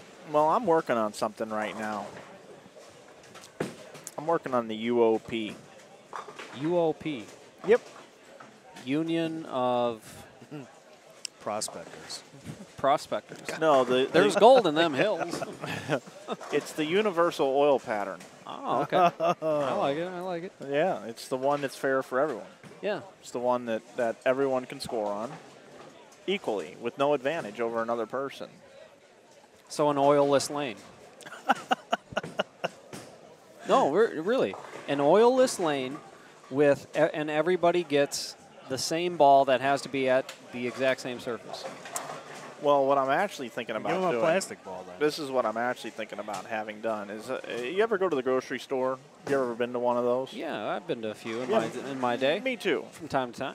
And you know, you're in the produce department and you're like getting ready to grab like some like tomatoes or something, and all of a sudden the misters come on. Yeah. You ever had that I happen? like You're the like, misters, oh man, yeah. my hands just got Oh, wet. I like That was them, kinda- yeah. It feels good. I Yeah. like the misters. Yeah. I'm with Matt on this one. I like the misters. Well, then you're gonna like this idea. All right. I want to put misters out over the lanes, filled with oil. Yeah. I see where this is going. Okay. Yeah. All right. So every lane Oh, has man. misters. Is this like the Peterson? If you get the front five, you just hit the misters? No, or what what? hap- what They happens could be on is- timer or something. Is I've also got a snow plow. Snowplow, like Okay. a legitimate snowplow. Like a drivable. It's a lane plow. Oh. All Okay, right, a lane plow. All right. So the lane plow, every game Yep. strips the lane, plows everything off. Yep. The misters come on exactly the same. Yep. So every game, You bowl on the pattern. you bowl on the pattern. Yeah, I love that. That's great. And sure, your cross can still burn them in, but you only got 10 frames, and I'm only putting 2 on a lane. So good luck with that. That's perfect. So that's going to be part of my universal oil pattern. Mike, I am all for that. Yeah, you can go to GoFundMe, and you can participate in the universal oil pattern. UOP is what I'm calling it. And I'm sure eventually, when I'm onto this, that Kegel and I will partner on this. They'll want to jump on board because they'll sell more oil. Oh, yeah. Can I buy some Kegel stock when you do this? Well, we'll have Kegel misters. Yeah. And then we'll have to outfit all the centers with your misting Yeah. misters, the misting misters, and then we'll have to make sure we don't get any lawsuits. You know, people getting hit by, you know. Yeah, You know, like what if there's a breeze or the bowl? You know, the air conditioner turns on. Or what if you get? and What if blows the some misters spray. blow on the approach? Yeah, or then you stick and fall you know. and die, and then it could be bad. But I like that. You know what? You could wire. You know what you could do? Is you could put them in the capping, so it'd be like an underground sprinkler system, They just right? pop up. And they pop and up. They just That's maybe, exactly Yeah. that's exactly what I'm talking Yeah. about. The only problem is the lane plow.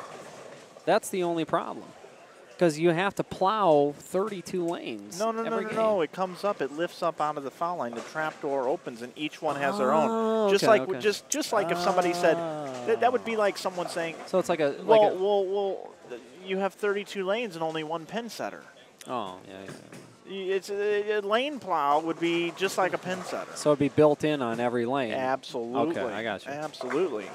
And then the other idea I have with this instead is you have a dual-sided lane. Oh, and they just flip. And it oils. And while it's down, it oils. It strips it while it's down. Yeah, but it strips it. Yeah, I and then it turns over and the misters come off. You're so okay. Yeah, kind of like when you go play blackjack at the casino, they put the cards in the you shuffle get a fresh, machine and you get the fresh one. Yeah. It's the same thing. Yeah, I like the sounds of that. It's not bad. I'm thinking about it. Yeah, are we still going to buy Tropicana? That could be your test center. That would be fun. Yeah. That would be. Just let me know when you need that money. That would be fun with a and capital then F. then we have all 38 people or 52 people it took to buy into it, and then each one of the owners how many people operates the door about 32 each weekend. Yeah, that's how I got it set really? up. Yeah. You get 32 people to all put up $100 grand. You have 32 bowlers owning the center. Yep. Everybody, you have a fantasy draft which weekend you're going to work as an owner, and you are always the door greeter on the weekends. An owner is always in the building. That's a good idea. I know. All the and they meet every customer that comes through the door. Right, and one owner's really good at drywall and stuff like that. So somebody they kicks their a own hole. maintenance. They're in charge of that part. Somebody kicks a hole. Somebody, one of the owners helps with the marketing. Yep. Another one of the owners is really good with food and recipes and helps with that part of it. The other owners, it's just kind of like that kind of deal. Yeah. I think that's a good idea. One I owns told an Mike, asphalt company, and it does the parking lot. Another one's a parking lot striper, and you just got you got everything you need. One's a roofer. You work together. Air conditioner. Golly. It'd be a lot of fun. One sells appliances, and you sell it at cost to your own facility. Yep. Yeah, that's how it works. It'd be a lot of fun. Done deal. Done deal. It'd be a lot of fun. It would be. Yeah, and everybody's getting their $5,000 check a year.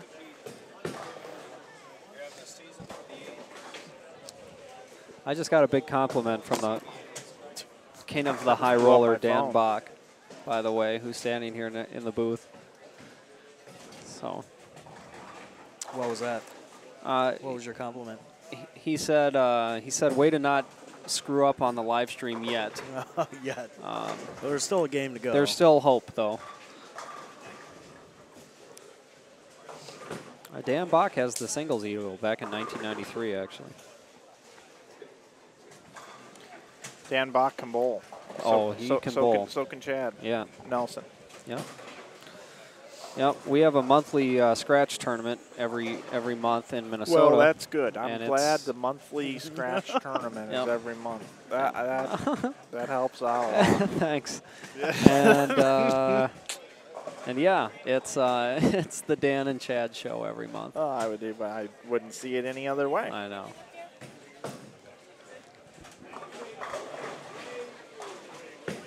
Have you guys had that hard root beer here yet? The Coney Island? No, but it's good. It's starting to be a trend good everywhere. Yeah, it's really good. I heard there's a hard root beer on draft in Chicago that's like 10.5% or something like that. You want to know something that I learned in 2001? What's that? That you don't spell draft beer D-R-A-F-T. Yeah, it's got a G and an H in it, doesn't it? D-R-A-U-G-H-T. Yes. I learned that in 2001. Just thought I would share. That's good that you remember the exact year. Well, yeah. That's a good piece of knowledge. How did you actually learn that lesson? That's like songs. You were working at an AMF center, weren't you? I was making a flyer, and I put dollar drafts. D-R-A-F-T-S. Yeah. And one of my workers said, dude, what are you doing? I said, it's draft. Yep, I'll go back up. Thanks. Yep, Olivia Munn. Ooh. She likes video games. She was really good on News Night with Will McAvoy. I'm getting too bold. That's funny. All right, carry on. All right, carry on. Yeah. Draft beer. Yeah. I see Drought beer. Draught. I'm guessing 7 and 8's like a decent pair. We've seen a lot of big games come off 7 and 8. What's going on score-wise? Have we covered that recently? We've got through game 4 last time I checked.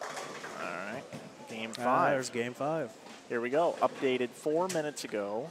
game number 5. Your tournament leader right now, folks, after 5 games from Wichita, Kansas through Iowa, A.J. Chapman.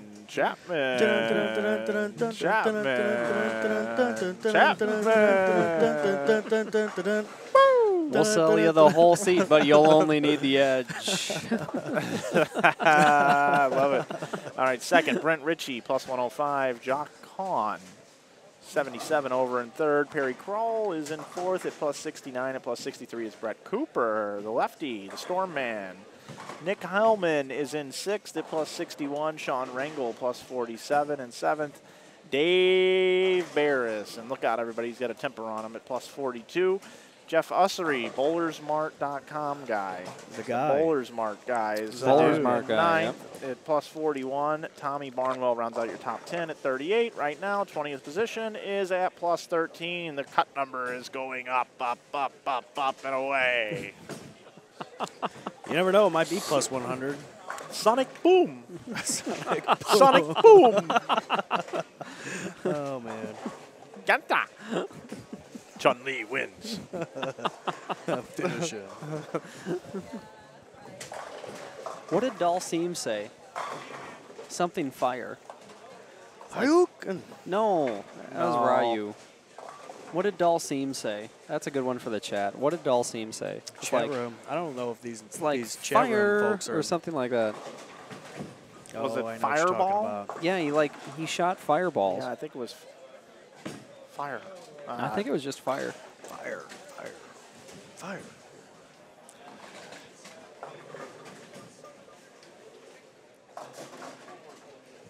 That's a good story from Fatty Nascot.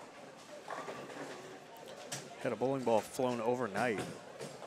Hey, Matt, I have a question for you. Yes, sir. And I was talking about it this morning, and I almost failed to ask you about it. Mm-hmm. Oh, yeah. You seem to have added something new to your game, and that I've noticed, and or at least an exaggeration. And I can't argue with success at all. So I want to ask about it. You've been on quite a run recently, and I've noticed that your shift to the right in your pre-shot routine has become a bit exaggerated. I've noticed you do it before a little bit, I think, but it wasn't that noticeable. And now you do it before every shot. What is going on there? My coach back home, Billy Johnson, had me start doing it to help square up my hips, and help square up my shoulders a little bit, and keep me from walking up the approach sideways, as he would put it nicely. And it's worked out really well. It's helped straighten a few things out. I'm getting the line a little better. Obviously, I didn't throw it very, very good today, but it's really helped over the last month and made a really big improvement in my game. Now I want to be brutally honest here, and I'd like to just I don't want this to deter you or anything at all, because that's not. I love that it's working, but it is different. It is a bit. It looks really different right now. It is odd. Right now I'm doing it until I get set, until I'm able to muscle memory. Exactly. So right now I gotta kind of look like I'm trying out to be a contortionist. Yeah. Every time. I don't think it's that bad at all. But I don't think it's that bad. I really noticed it on TV too. Yeah. I noticed it at the 11th frame. Yeah. I noticed it on the college championships. I didn't do it there. At all? No. I was standing, my hips were really open at collegiate nationals. Really? Yep. Well, then where did I see it so much? 11th frame would be it, or the Peterson video. That's where I noticed it first, was the 11th frame. Yeah. Because I only started doing it the week before the 11th frame. Huh. I have to go back and retrace my steps. Figure out what the hell I was thinking about. Thought it was a little bit longer than that. But it reminds me of when Barnes did it for a while. He did. But he did it the opposite way. He did it to open up. I do it to open up. I don't do it quite that extreme, but I do. He used to do it. He used to do Well, yeah, he was all over the place Yeah. with that. Well, you know, and Duke Yeah, used to try have a this. little fidget too. Oh, I yeah. mean, you know, I think He still does that, doesn't he? yeah, Yeah. maybe a little bit. It Just used a to little be bit. really exaggerated. Voss used to do that a lot too. Oh, Voss yeah. used to do Oh, it. yeah. You know, he always did. trying to get that hand in a good spot. So, Yep. And I think it's- that keeps you loose too. You know, you're not up there tense for 5 seconds while you're Oh, yeah. setting, you know, yeah, or whatever. That's a big thing, man. It's, you know, when you get up there, everything just tenses up when you're up there. So it's better to, like, you know, I think Walter Ray is one of the best in the business at doing it. Is you look at Walter, he gets up and goes, and he gives no time for anything to tense up. So, and I think that's why he's easily one of the many things that makes him one of the best bowlers ever. I'll tell you something that talking about that is Pete Weber. Pete Weber changes. There are times when Pete Weber will grab his ball and his feet really never stop moving in some regard. Yes. But then there's other times He like takes a step back like and then the forward. like the U.S. Open, that monumental moment where he did stand there, dead stopped, thinking about his shot, and then he would rock. Yep. But there are other times that you see him kind of get up there, and he never stops moving. It's interesting that he does both. I think it is. Oh yeah. Yeah, it is. And maybe that's the more importance of like the shot that you were describing at the U.S. Open. He knows how important that is, so he takes that extra time to think about it. Then he rocks. Yeah. You know. Yeah, I think he just takes. I mean, and you know, this is. I mean, us mere mortals pondering about one of the greatest players ever. You know, but I think Certainly. you know, you know, There's been a lot of Three Stooges videos floating around Facebook lately. I would. And I'm not complaining. I would say that. You know, I think you know a shot like that is just more time to actually think less, to get calmer, to get stiller, to get more in the present moment, just to, you know, take a deep breath and then go and execute a shot like that. But I mean, that was one of the greatest shots I think I'll ever see in my life. That was pretty cool. I think the shot before it was even better. Yeah, that was pretty good too. That awkward moment was brought to you by Budweiser, one of our title sponsors here at the Fusion Realtors Community First National Bank Open. Matt Turek alongside Mike Flanagan and Matt McNeil, Eagle winning extraordinary. You know, every time I think about that, I think of like Lord of the Rings, when the Eagles came to get Frodo off of the mountain after he dropped the ring in a Mountain Dew. That's right. Yes. You know. I actually got a cool ego. Yeah. See, I just set myself up for Yeah, Mike. there you go. I actually got a really cool Eagle logo now Oh yeah, on look the at back that. of my jerseys. Yeah, that's cool. Kind of. Logo Infusion, Oh, man. that's That jersey nice. looks Yeah. nice. Should we get a picture of that? Can we give Uh, him a little plug? Yeah, Yeah, you just have to grab that yeah, camera. and set it up on your back while you hold it. No, we'll get that figured out. Yeah, Help go out ahead. with that. All right, let's see what we can do here. Let's take a look at Matt McNeil's custom jersey created by Can we one see of our that? sponsors. Yeah, a little bit.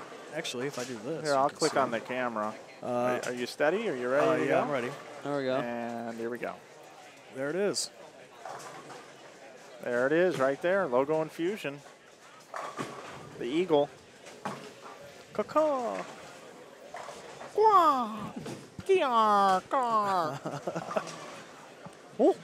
The Birdman.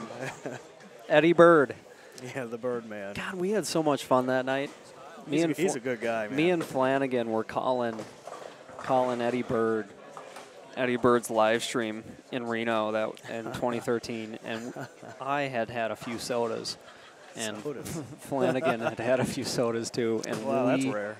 we had a blast. Eddie drills all my equipment. So I got to give a shout out to Eddie Bird at Best Bowling Pro Shops back home in St. Louis.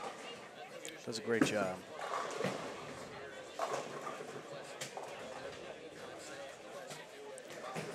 Well, game number 7 has started down here on our featured pair of 17 and 18. Last game of this block. We've still got 8 more games if you count this to go of live streaming action tonight. Matt Turek, Matt McNeil, the Matt Show. This is M squared. Yes, M squared. M squared. We're bringing you the coverage here of this last game. What time is it here? It's 6 o'clock. So the C squad was set to start at 6:30. And it's 6 o'clock now. They got a game. They're averaging just about 40 minutes a game, maybe a little less. And then they're going to have to oil this 30-lane house. So that's about a 40-minute job. So we're looking at about 7:15 for C squad.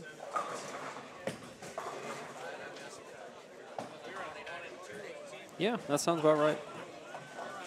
Maybe, I mean, I don't know. Who knows? 7:20.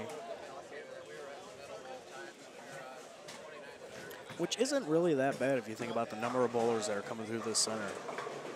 No, it's quite a lot of bowlers getting through today. Yeah, Let's talk about how, let's give Fran and the owners here at Maple Lane some props, because this place they've done phenomenal. Oh, they've done the a lot scoring of system. yes. Yeah, I mean, and it looks like they're going to update the masking units, but they're keeping that retro look. Yeah, I like Isn't that cool? Yeah, I really like that. They're still showing the lights of the pin leaves, and what we pointed out, me and Ricky Matsko in February when we came in here for the other Fusion Realtors, is that the old AMF masking units, all the lights work. Yeah.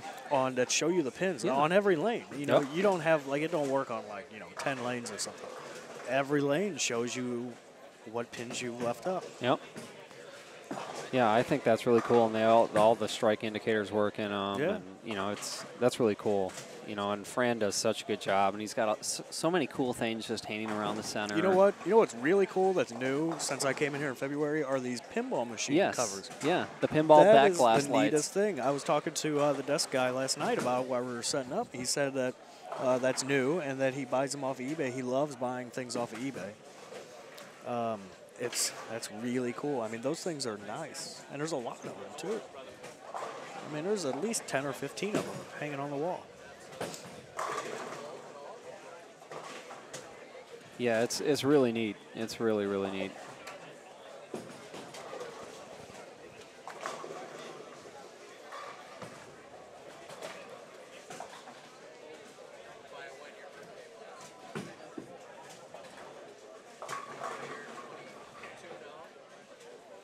Guys, don't forget to tweet us here in the booth, #InsideBowling. Keep it clean, and it'll be seen tonight here as B Squad finishes up. C Squad is going to get started here about maybe 7:15. Mike Flanagan jumped back into the booth. What'd you dig up, Mike? Did you just say 7:15? Yeah, that's what it's looking to be at 6 o'clock already. Man. There's a 25 minutes left of bowling, and then about Gets us 40 out of minutes here of about oiling. 11. Oh. There's going to be quite the mini golf matchup tonight. Oh. It's going to be blog worthy. It's me, Nick Heilman, Andy Mills, and Dave Barras. Where at? There's like some adventure mini golf place. You guys should Periscope it. Yeah. Oh yeah, it's going to be, and there's real money on the line. Everybody's bringing their own putters. Have you guys all seen Chris Barnes's putt show? Yep. So I have not. What is this? Oh yeah, Chris Barnes made a professional Putters Association skins game show back in 1980 something. And, yes, he did. And so we're dressing up. I'm wearing my spikes and a fedora and a sweater vest. I mean, it's gonna be it's real deal. This sounds awesome. Oh yeah. How much money's on the line for this thing? Everybody's putting in $10 for the skins, so we got so it's hole by hole skins, huh? Skins, yeah. Woo. It's a skins game, 18-hole regulation. And you guys bring your own putter? Oh yeah, and everybody has to be PPA, which is Professional Putters Association, certified, in good standing. Yeah. Have a card, then you have to have your MPGA, which is Midwest Putters. Wow. Nick Heilman knows it all. I'm just messing it up now. That's amazing, actually. That sounds fun. like a really good time. It's going to be a good time.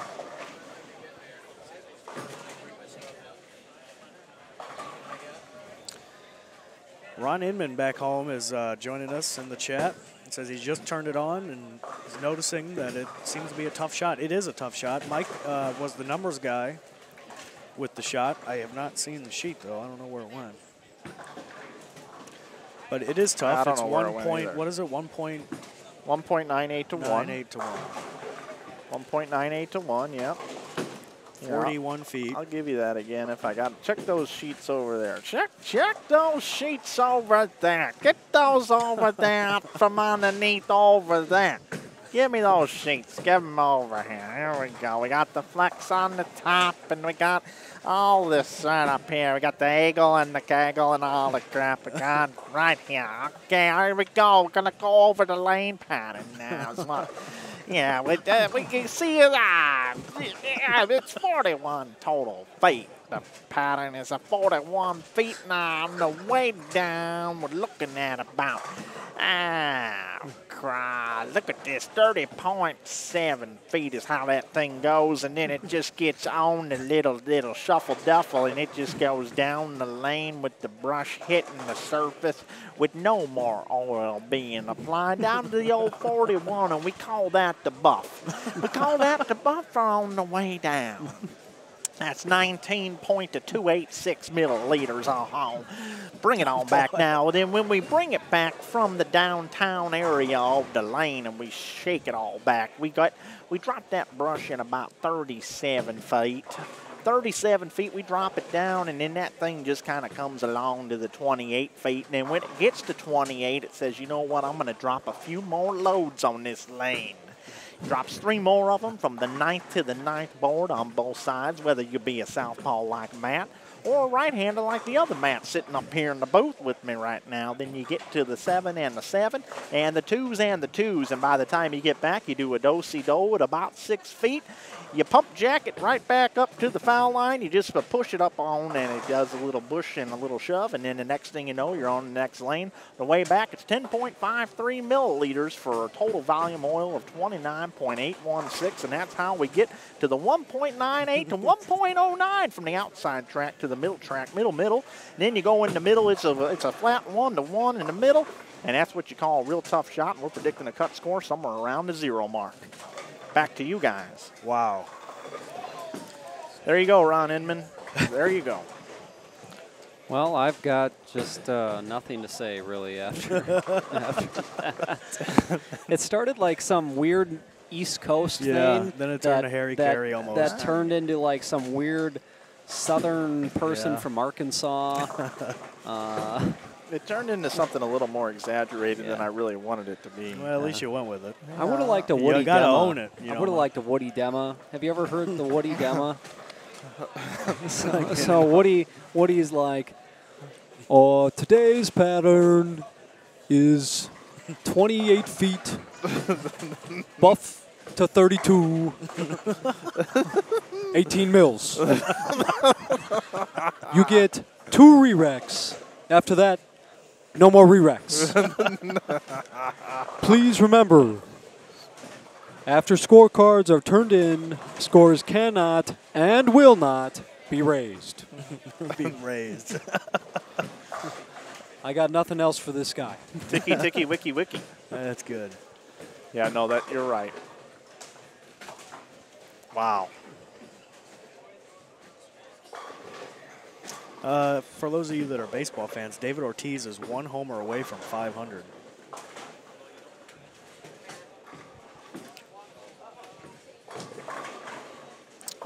Let's see if I can pull this up. He has 499. He hit a 3-run homer in the first as Boston is playing Tampa Bay. Yes. Yeah, David Ortiz is 60 also. Yeah, this just in, David Ortiz has a birthday. And a double ARP card. Yes. I gotta send out a birthday wish right now. All right. To someone that I didn't know all that well, but in 4 months or whatever it's been, has treated me with respect, dignity, and values my opinion quite highly. And he's just, to me, he's a cool guy. I've played board games with him. I've played cornhole with him. And he's just a good dude, and I wish more people kind of knew him, but he's worked so hard all the time, but he really loves bowling, and he's not been around bowling a long time. But I want to give a shout out to the CEO of Ebonite International, Randy Schickert. Today is his birthday. I thought it was his birthday a while ago. No, according to my phone and my confirmed text message today is his B-day. Well, I remember that because he had a picture of him with a margarita. And one of my favorite places of all time, Margarita Mama's. Yeah. Yeah. And he had a picture of him with a margarita, and it was his birthday. And I remember saying, on Facebook, because I got a notification, I'm like, hey, happy birthday, Randy. And a bunch of other people comment on his page. Well, I am a little behind the times. Ever since I peaked out at 5,000, this thing's been acting a little funny. But hey, I'll take a look. I'll double check. Where do I go for this? You think I would know? Events. Being social media. And it's all the way at the bottom, I think. Events.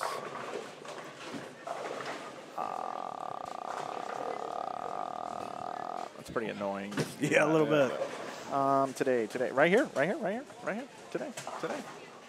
Randy Sugar. Yeah, that's the picture. Yeah, maybe I just liked his new photo. I don't know. That's probably what I it think was. that's what it is. I think he got a glamour shot done. I think so. I heard we were going to get Team IB. What would you think? Glamour shots. What do you think if bowlers started getting glamour shot photos and putting it on their profiles? You think that'd be a pretty cool thing? Yeah. I think it would too. Yeah. Well, I guess Brian Voss was a professional male model back in the day. Was he really? In the 80s. That's why they called him the cover boy. Because he was a legit model. Hey, you gonna drink that water, buddy? Yeah. All right. Yeah, no, the nice lady there at the Kingpin Bar Grill just refilled my water. We'll flag her down. We'll get you another one. Matt McNeil would like one. That was his signal. Yeah, I'm getting a little. Oh yeah. P-A-R-C-H-E-D. Yes. Parched. Hold on, look, here's the Kingpin I'd Bar like Grill one right as here. well. Can we get 2 more waters, please? Not Here's a Matt tip. water. Dollar tip. Yeah. Tipping my you. waitress. Yeah. What's that? How much are waters? I told her not to do a matte water. I have a different kind of water. They take it out of the bottle. Oh, wait a from me. minute. Does she go in to get drinks? Go after right. that. Go after that. That is not what we're doing. No. She has no idea what we're doing. No, I just wanted a regular water. Yeah, that's what I. Oh, that smells like gin, sir. Well, let me tell you a little something. See, I don't know all this stuff he's got going on behind the scenes. Old Ginny over here. Jimmy, go over there and get yourself a couple of waters. But don't get yourself any gin, okay, Jimmy? I haven't been in the booth in a while. BV, Brian Voss. They love him in the chat. They love Brian Voss. I like BV. Cool cat. Oh, yeah. Very cool cat. Kind of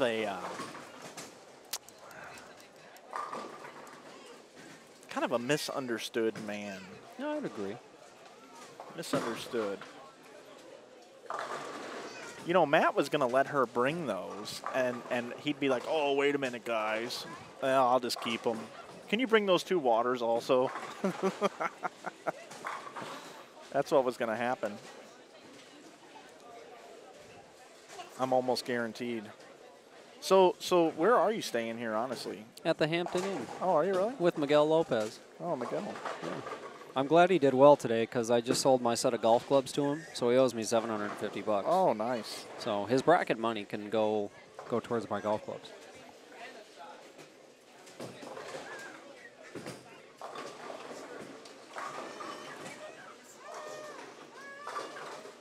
You're watching game number 7 of 7 here at the Fusion Realtors Community First National Bank Open. Myself, Mike Flanagan, and Matt McNeil in the booth right now, and Matt Turek is running around here somewhere. Yeah, we're yeah, we're not on the mat. We're not on the mat water. Thank you. I'm trying to get you drunk. Yeah, right. I know. That's. You looked at me and you're like, just water. That's funny. Thank you. Have a good day. Oh, Oh, man. The waitresses told me to have a good day. Yeah. That's always reassuring. Oh, it certainly is. We got them walking around in referee shirts here. Other sponsors here at this great event. Can't say enough nice things about Ebonite stepping up and sponsoring the Greater Iowa Bowling Association. Speaking of Randy Sugar. Yeah, a lot of great products right now, too. Obviously, pretty much hooked up with those guys. Had a chance to throw a lot of the different products. The Paradox is really good by Track. The new Swerve from Columbia 300. You know, the Hammer Widow series has been phenomenal. Bill O'Neill's bowled great with it. And this Warrior and Adrenaline Shot and Game Breaker 2 are really, really good top to bottom balls to have in your bag. So thank you to Ebonite, the Waterloo Convention and Visitors Bureau, always helping out with this event.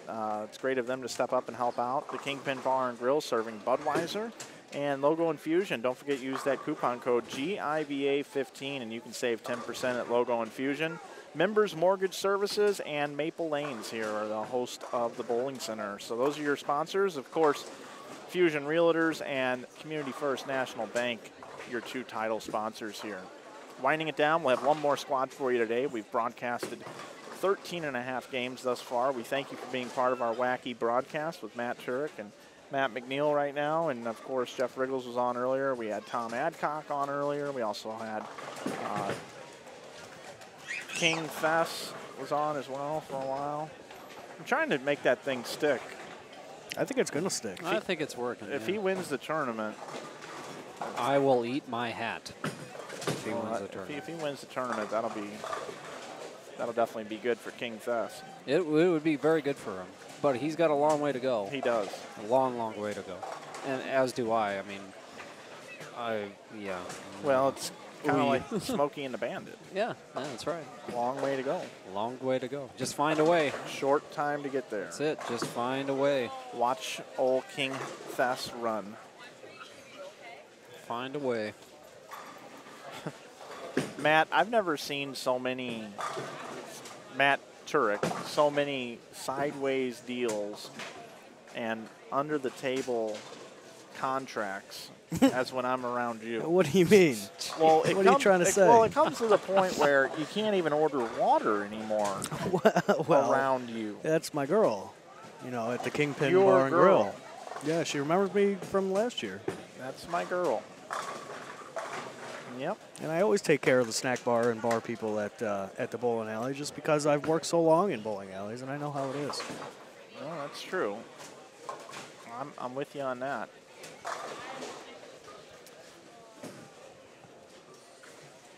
Should have an update after game 6 down here now. I'm willing to bet my bottom dollar on it. Maybe even bet my bippy. Let's see. We do. How do I do this? Let's try that. There we go. Game 6, 6-a-roo. Here we go. AJ Chapman, you think? Let's reveal. I'm guessing so.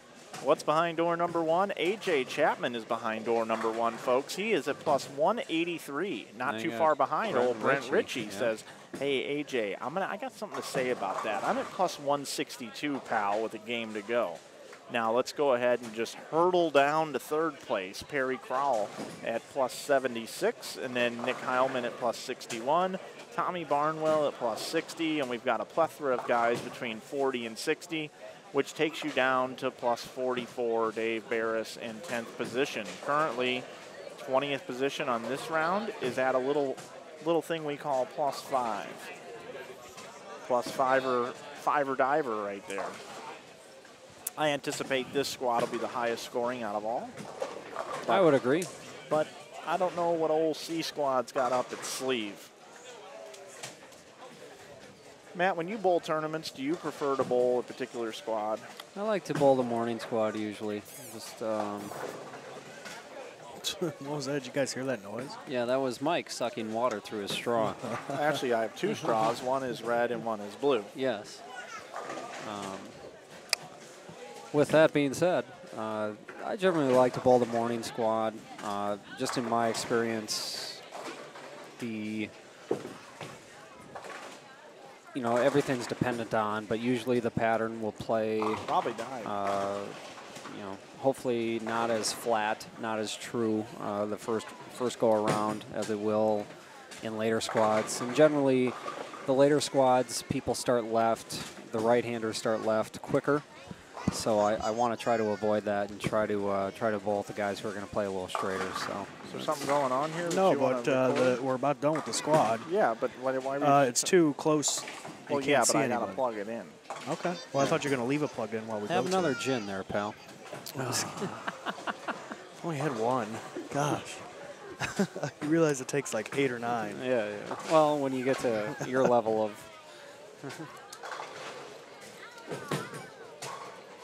All right.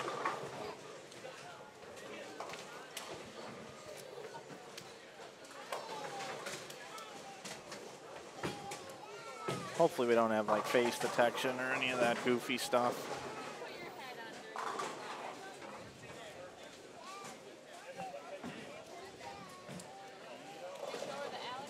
Okay. There you go.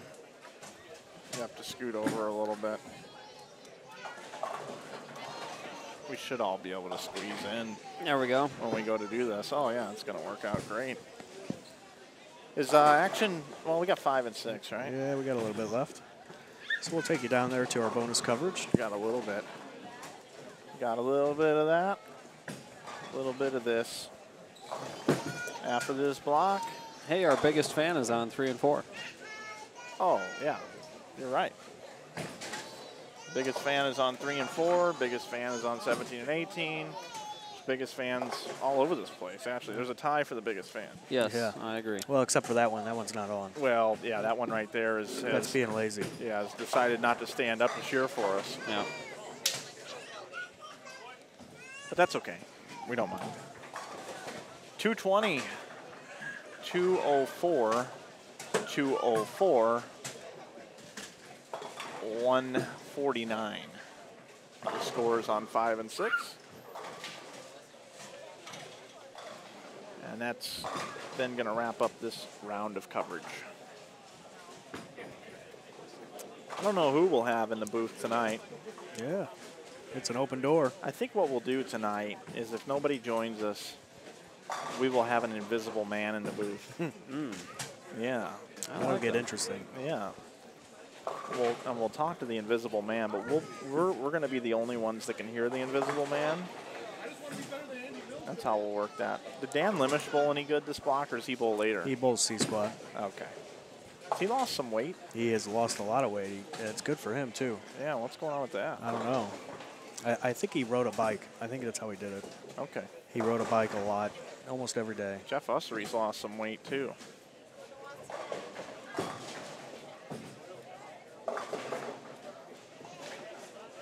Ron, we don't have a list for C-Squad yet, but we will Yes, we will. as soon as we come back from our break. Well, if you go to giba.com, That's true. our It's on their GIBA, homepage, I believe. Yeah, you can look at the list.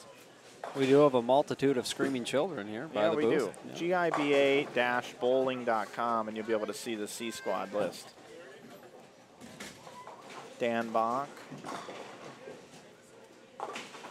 Mike Dole, Mike Dole. Ken Duffield. What's his nickname? What's he normally say? No, bowling for dum-dums. Is that him? Yeah, something like that. Dwayne Kiltz, Limish, Ben Pallardy. Chad Nelson, Jason Poley, Jason Guest, I believe, also is bowling C-Squad.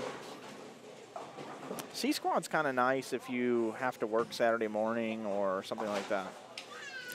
Kyle Sherman's name. Oh yeah, Kyle Sherman also. All right, let's try to bring this in. What do you say? All right, let's do it. Yeah, let's do it. All right, well, you got to scoot a little Yeah, more. but This you got to way. act like you like me. Yep. Well, if you didn't And reek we look here. if you didn't reek of gin, it'd be fine. Oh, come Oh, on. here we go. Wow, that's funny. Yeah, nobody's laughing. Hey, everybody, this is the end of the block, and I'm Mike Flanagan. This is Matt Turek, and that's Matt McNeil. You've been listening to us for quite a while, and that's going to conclude today's B Squad coverage here at the Fusion Realtors Community First National Bank Open. McNeil, since there's two Matts here, Yeah. thanks for being M with squared. us. Thanks for sitting in most of the block. My pleasure, Mike. It's always a good time. So always look forward to it. Good banter. We appreciate guys like you stopping by and adding credibility to our broadcast. Not that you don't have any, Mike. Well, that's appreciated. I do have a couple bucks in my pocket for that. But Matt Turek, what did you think of our B Squad higher scoring block? Yeah, higher scoring, I guess, is the name of the game for B Squad. They seem to bowl quicker, but I guess that's because they were striking more. Yep. We got started a little late. They did make up a little bit of time. They did. We've still got C Squad coming up here, and 6 more games with, or 7 more games with 60 people, I should say. But I think they're going to have 61 on the squad. So one of the pairs is going to have 5 people, believe it or not. So we want to thank all the sponsors. We want to thank Ebonite. We want to thank Waterloo Convention and Visitors Bureau. We want to thank Budweiser, the Kingpin Bar and Grill. Logo Infusion, with that coupon code this weekend, GIBA15, you can save 10% over at logoinfusion.com.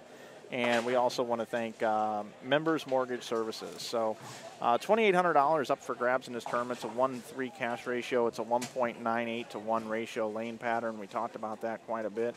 And we'll be back with some C Squad here in just a little bit. So, Matt, thanks again for sitting in. Matt, thanks for clicking all the buttons and your expert commentary. And we'll be back here from Waterloo, Iowa, here at the Fusion Realtors Community First National Bank Open here in just a little bit. Thanks for watching.